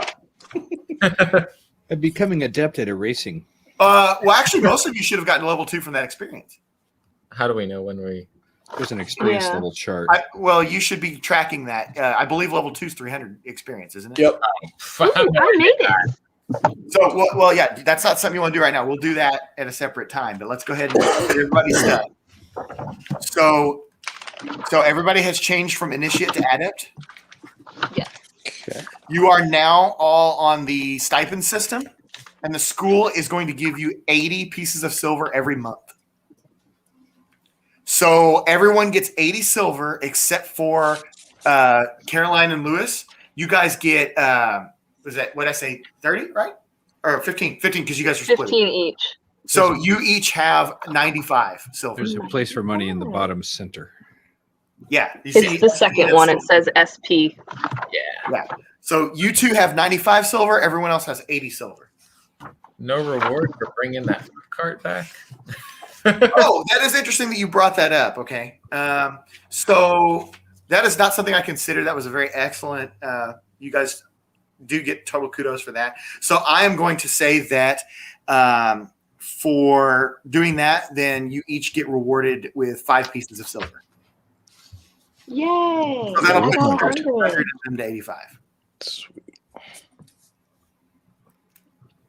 So I am Good. tracking roughly the dates and everything. So at the roll around of the month, you will, assuming none of you get rank higher that you don't become a corporal or anything, you'll get 80 pieces of silver all the time. So again, this is why I said it's not really worth robbing the town, because you'll get one bit of money, but the stipend See, is paid by these towns. monetarily, yes. Emotionally, it's always worth it. It's about sending a message. So you guys return back to the school, and the commandant's like, excellent. You know, this basically all this is taking place there. He's impressed with that. With the you guys rescue the food cart. It's unfortunate no one found out what happened to that poor man and his horse. There is a horse missing and dead, but the commandant says, "Don't worry about it, Lewis. I'm going to cover that dead horse." Okay, because that was a loan for us anyway from the school, because we have a relationship. We have a working relationship with the stable. They loan us out horses and everything, but I'm going to compensate the stable owners with that horse that died. Aye. But it's unfortunate we don't know what happened to the other horse and the other man. They must have got drug off in the woods and killed. Wink, wink. All right. Nobody rolled high enough perception on that, so he might have had something on him. But anyway. So that's excellent. So you guys all ranked up. Who of you have reached 300 experience? I did. Caroline, you're the only one. Just that's got me. 300. Just me. I have 338. Sniper rifle Caroline. That's why we make I'm her go just first that every time we good. fight someone. Nola? Well, I'm good. I said you have to be close. I'm at There's a 250. reason I always play an archer. All right. Yeah, So I'm at 338. We're winding this down. So anybody who's wanting to leave right now can leave at this moment. But I would like to stay here with Lewis since he's available, because Lewis deserves the opportunity to do the training you guys did. Mm-hmm. So if anybody's wanting to cut out, now would be the time. If you want to stay, that's cool. We probably won't go too long. But we're going to do this, roll it out, and then we'll kill the live feed and chat backstage. Wait, you said level 2 Awesome. is 300, right? Not level 3? Only up by Should 1? be. Yeah, level. Okay. I thought so. I just didn't want to make sure I misheard. Where does Yeah, it I actually got say level that? Page 15 of the handbook. Oh, okay. I'm way too far I in. need to That's stab fine. that. So, Lewis, Yes, sir. what would you like to do? Would you like to throw javelins, throw hand axes, beat up dummies, or go through an obstacle course? I will beat up dummies. The way you have that worded there, I just want to learn to be a dummy. Since apparently I can't hit a big old goblin, I think maybe a Dummy sitting training. duck would be a good start. All Computer right, let me bring training. up this chart again.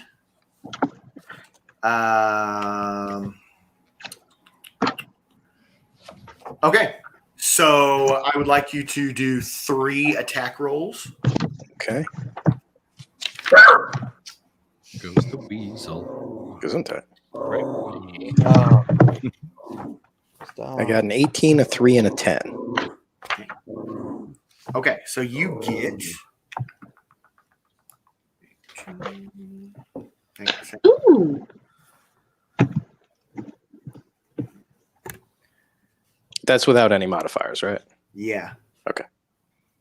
You get 25 experience on that. But you get 2 more opportunities of training here. Would you like to beat up some more dummies? Would you like to throw at targets? Or would you like to go through the obstacle course? Yeah, something. I'll try the obstacle course. Excellent. Okay. So you're going to roll a perception check, an athletics check, and an acrobatics check. Okay. So the perception, I got 14, and I don't get anything with that. Okay. What was the next one I'm rolling for? Sorry? Acrobatics. Acrobatics. I got a 10 plus 3. So 13. Okay. And the last one was athletics. 14 plus 6, so 20. Ooh, nice. Okay. Wow, I think you did really well on this. Let's see here.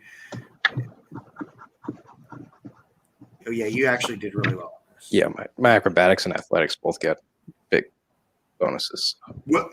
Okay, hang on a second. Let's see. Okay, so you did get 30 experience for that. 30? Yes. Nice. And Okay. So, would anybody here be interested in? Do you have any role play stuff you'd like to do, or is there anything particular around the school grounds you're interested in doing before we wrap up tonight?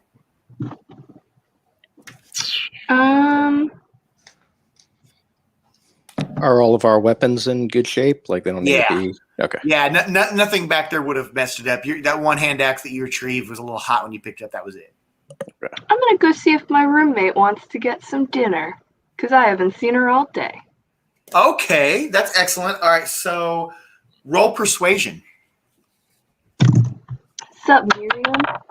18. Okay, so you decided, hey, this chick may not be so bad. Let's get to know each other, and we'll head down to Hungry's. Nice. So you guys are Hungry's. We get to go in town. So you are getting. Oh, so the others don't know the information that I gave you about her. Let me go ahead and fill them in on that. Hang on a second. I got her little chart or her data thing here. Oh, where is she? Hang on. Okay, so her name is Miriam. She's a human blonde valley girl, one of the only students at Northridge to pay the tuition rate to join. Her rich parents are from Seeker City, and they just wanted to get her out of the house. She carries a broadsword and a bow and not very dependable on town patrols. Is she the daughter of Rich Man? No, she's from Seeker. Well, technically he is too, but no. I'll tell you that right now. No. That's interesting, though. I like the connection there. You don't know much about the other guy either that you ran into. But, Phil, do you have anything you'd like to do for wrapping up? Yeah, technically, I guess. Okay, whenever I go anywhere, I'm going to want to be on the lookout, for, I say orphanage. I imagine that's not like a common thing. So B, clergy. Okay. For tithing, non-religious tithing reasons. I know that's probably. Sure. But since I can't do that in this area, I'll go put some time in the power room. Okay, excellent. That is awesome. Hang on one second here. Okay. That's my street urchinness. I just feel like I want to give back to the underprivileged. So I do it through orphanage. If there's no orphanage, I do it through clergy that are on the up and up. Sure. So I would just like you to do just a general roll. 10 or higher is going to determine how long you got on this thing. 7. 7? Okay. You're going to get 10 experience for jumping on the bike for a while. All right. That's interesting. I've never played with anyone who's wanted to do that. Let me just stay for a second. I really appreciate how you guys are playing your characters. Like a lot. Like you guys are taking it very serious and it's showing. So speaking of which, now that I know that there's a forge in town, I'm going to go down and visit the forge and do my daily prayers. Your prayers? Okay. Yep. Excellent. And if there's some kind of bonus attached to that, you'll have to inform me. Nope. It's just character, RP. Awesome. Lewis, do you have anything else? Now that you're done training, you're in the yard. You're like, that was a hell of a day training there. If that's the end of that, I'm going to sleep. Okay. Awesome. Jeremy? I'm a little upset of how my magic went today. So I'm not even worried about that small, finely crafted wooden cube. I need to study some magic to brush up on something. You want to go ahead and read a book? Yeah. Go ahead and give me a roll for investigation. 21. 21? Yeah. Excellent. Hang on. I'm trying to get to the library on here. I need to find a better system for looking at these notes than on my phone, and I can't really have it up on there because it's not on her computer. So, hold on.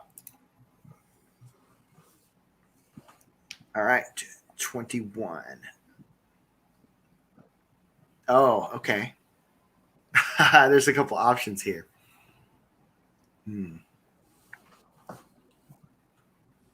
Okay, so you did find a book on conjuring.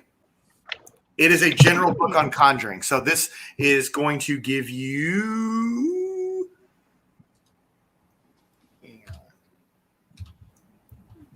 This is going to give you 30 experience, actually.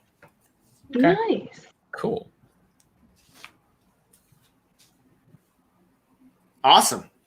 So that should help. You're sitting there just reading a book on conjuring in your room, hanging out or whatever. Yeah, feeling a little bit better. Yeah. So how are you looking XP wise now? Because you got some battle in, and then you did that. 213. That's not bad. Yeah, Not bad. That's not bad at all. No, I expected some of you to get to level 2 today, and some of you to get right below it. And it sounds like you just had a few bum rolls with the experimentation earlier. Everyone else, what's your experience?